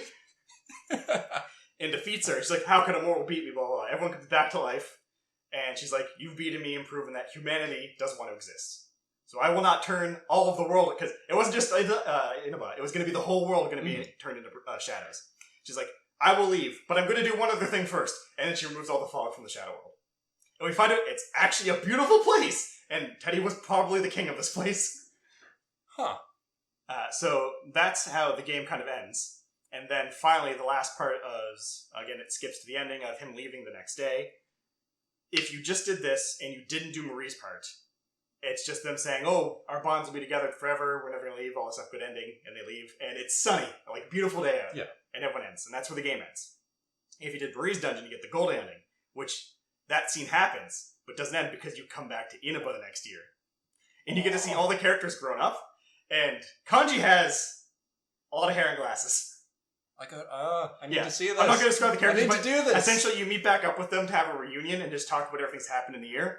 And the best part of this whole fucking thing is the news channel comes on, and who's fucking there but Marie is the news anchor. And it's like, oh, and I have a special friend in town today, so I think it's just going to be sunny for the next 3 days. What? Because I don't want anything to ruin his trip here. Because we find out that Marie is actually one of the forms of Izanami. So when all the other forms were defeated and Izanami left, all the power went to her. So she has god powers and can control the weather. Oh. So I love how, once again, in a kind of like a Three Houses type situation, we all unintentionally got 3 different endings in that Matt got the golden ending, but got to play through the Marie dungeon, which I did not get to play through. I think, the true ending in that I did fight Izanami. Well, I got the good ending, not the golden. Sorry, the good ending, not the golden ending. Yeah. I got the true ending in that I fought Izanami and got that reveal. And Keith got the golden ending in that he did both the Marie and the Izanami dungeon and got the fucking 4 years later bullshit or whatever. Yeah. Now, another thing I want to talk about was some moments in the game that I just kind of giggled at, which was when Adachi gets revealed as the villain, one of his mentions that he's like, you know why I became a cop? Just so I could get a gun. Because he can't carry it otherwise. And the only thing I think was like, Naoto is standing fucking right there. Naoto absolutely has a gun and there's no way she's a cop. The other funny thing was, so Persona Fusions is one of the things you can do with Igor. Did you guys get any bad fusions? I did get some fusion mistakes, but they were always pleasant for me. Yeah, they're usually pretty good, especially lower levels, because you just get something stronger. Yep. Mine was the best, though, because I was fusing stuff. And the animation is he swipes the cards on the table to try to fuse something, and then he accidentally knocks them off the table. And then he's like, oh, he looks up, and then boom, I fucking summoned Satan. Jesus! Which is one of those moments like, oh, that's pretty funny, that he fucks up a summon and then summons Satan. He's like, who summons me? He's like, it was him, it was him, it was Igor! Yeah, I got a few fucking summoning mistakes, but definitely didn't have anything that fucking interesting happen. Yeah, and that's the thing with Persona Golden. The Izanami thing actually gets set up a lot better than in vanilla, because where Marie doesn't exist, you don't get that hints of something else leading everything and her being related to Izanami. Mm. It's just kind of a last minute, oh yeah, fuck, someone gave me powers and we don't know what the Midnight Channel is. And we find out that Izanami actually created the Midnight Channel and started the rumor. Yep. I got a hint that Maria was related to Izanami because of the comb she had and the whole history lesson, or lesson of Izanami and that legend, and the whole comb thing. Yeah, they set up Izanami being the final villain a lot better in the game, so it works really well. Now, another thing I want to talk about is, I mentioned that story-wise, it does explain why the protagonist doesn't have a shadow, but if you look at the mechanics of the game, Adachi kind of fills that role, if you think about it, because he does have the dark Izanagi as his persona, but at the same time, Adachi represents the exact opposite of the protagonist. Both of you start off with the same thing. You're forced to come to this town with nothing, but whereas with the power, you kind of use it to build friendships and become something.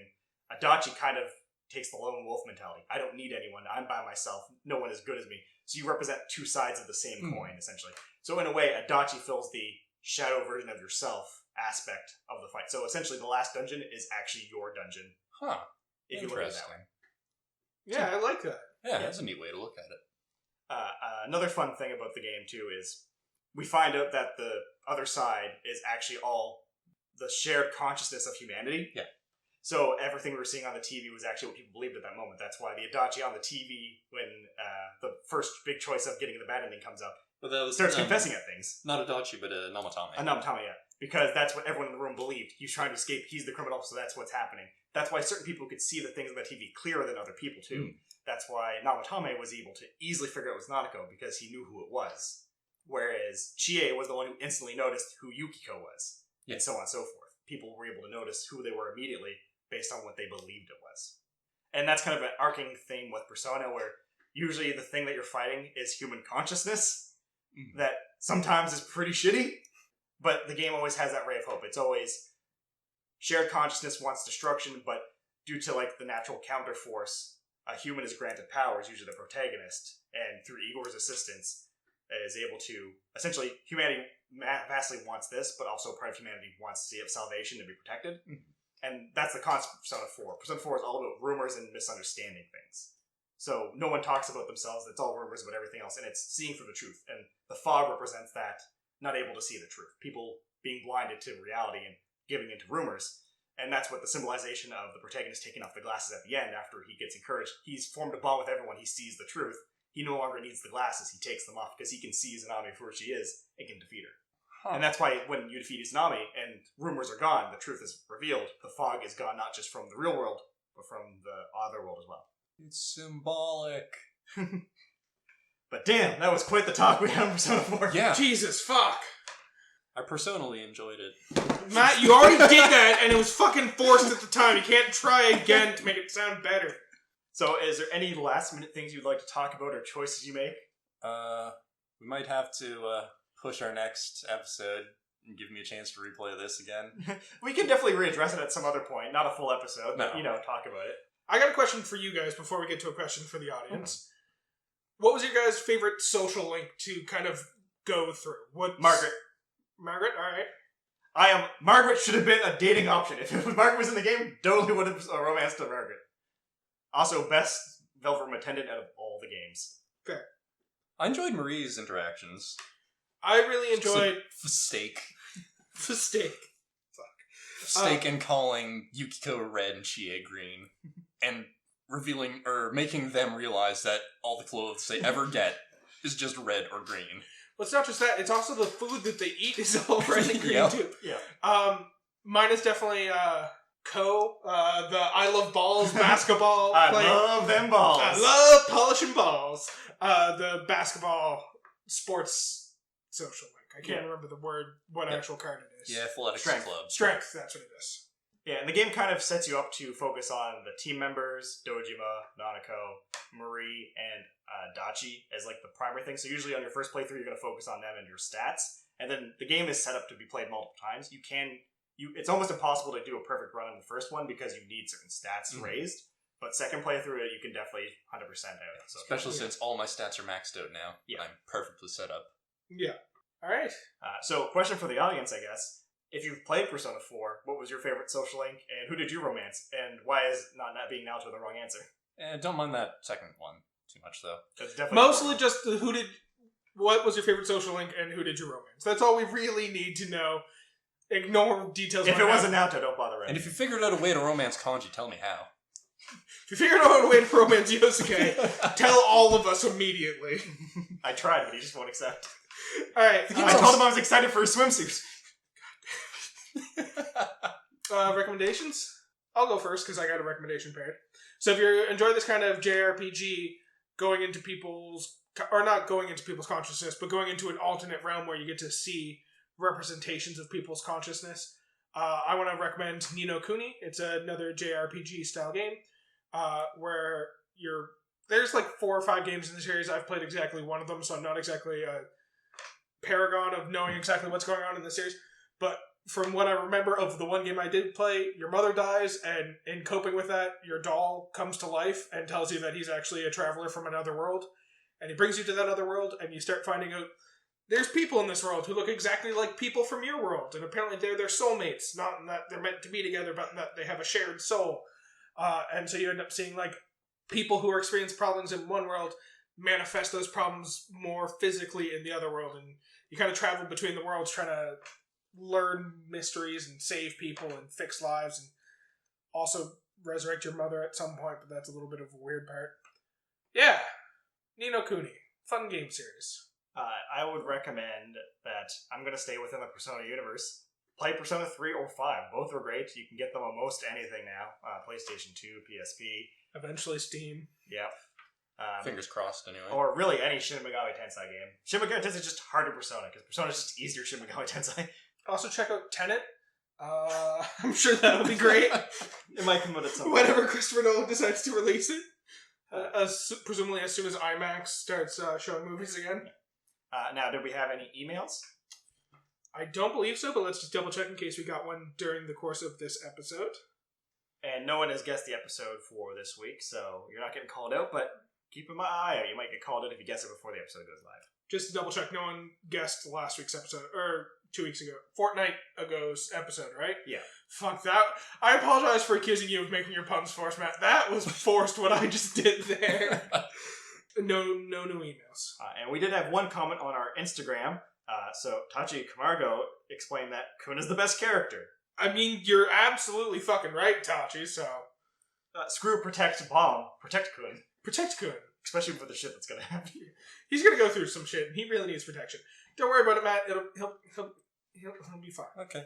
Sweet baby boy Kun will be fine. Yeah. Alright. Until he's not. Then, yeah. Alright. Yeah. So, again, if you want to email us or write in, you can always send us an email at whatismypodcastabout@gmail.com. That's spelled as words are normally spelled, so I hope you got that down at this point, because we're not going to help you any further than that. If you can't figure out how to spell the words what is my and podcast and about, fuck, why are you listening to this podcast? Actually, if they're still listening at this point, kudos to you, because this went a bit longer than we expected. There's a lot of shit to unpack with Persona. Also, you can follow us at Instagram or YouTube, where episodes are uploaded there as well. I want to take back what I just said, because it makes it sound like I don't think illiterate people should be listening to our podcast, and I am 100% on board with illiterate people listening to our podcast. And then also, at the same time, make sure to check in with us fortnightly when we go to the next episode. Just call it 2 weeks already. Tired of the Fortnite stuff. Matt, just take the fucking fortnightly blue pill and accept it.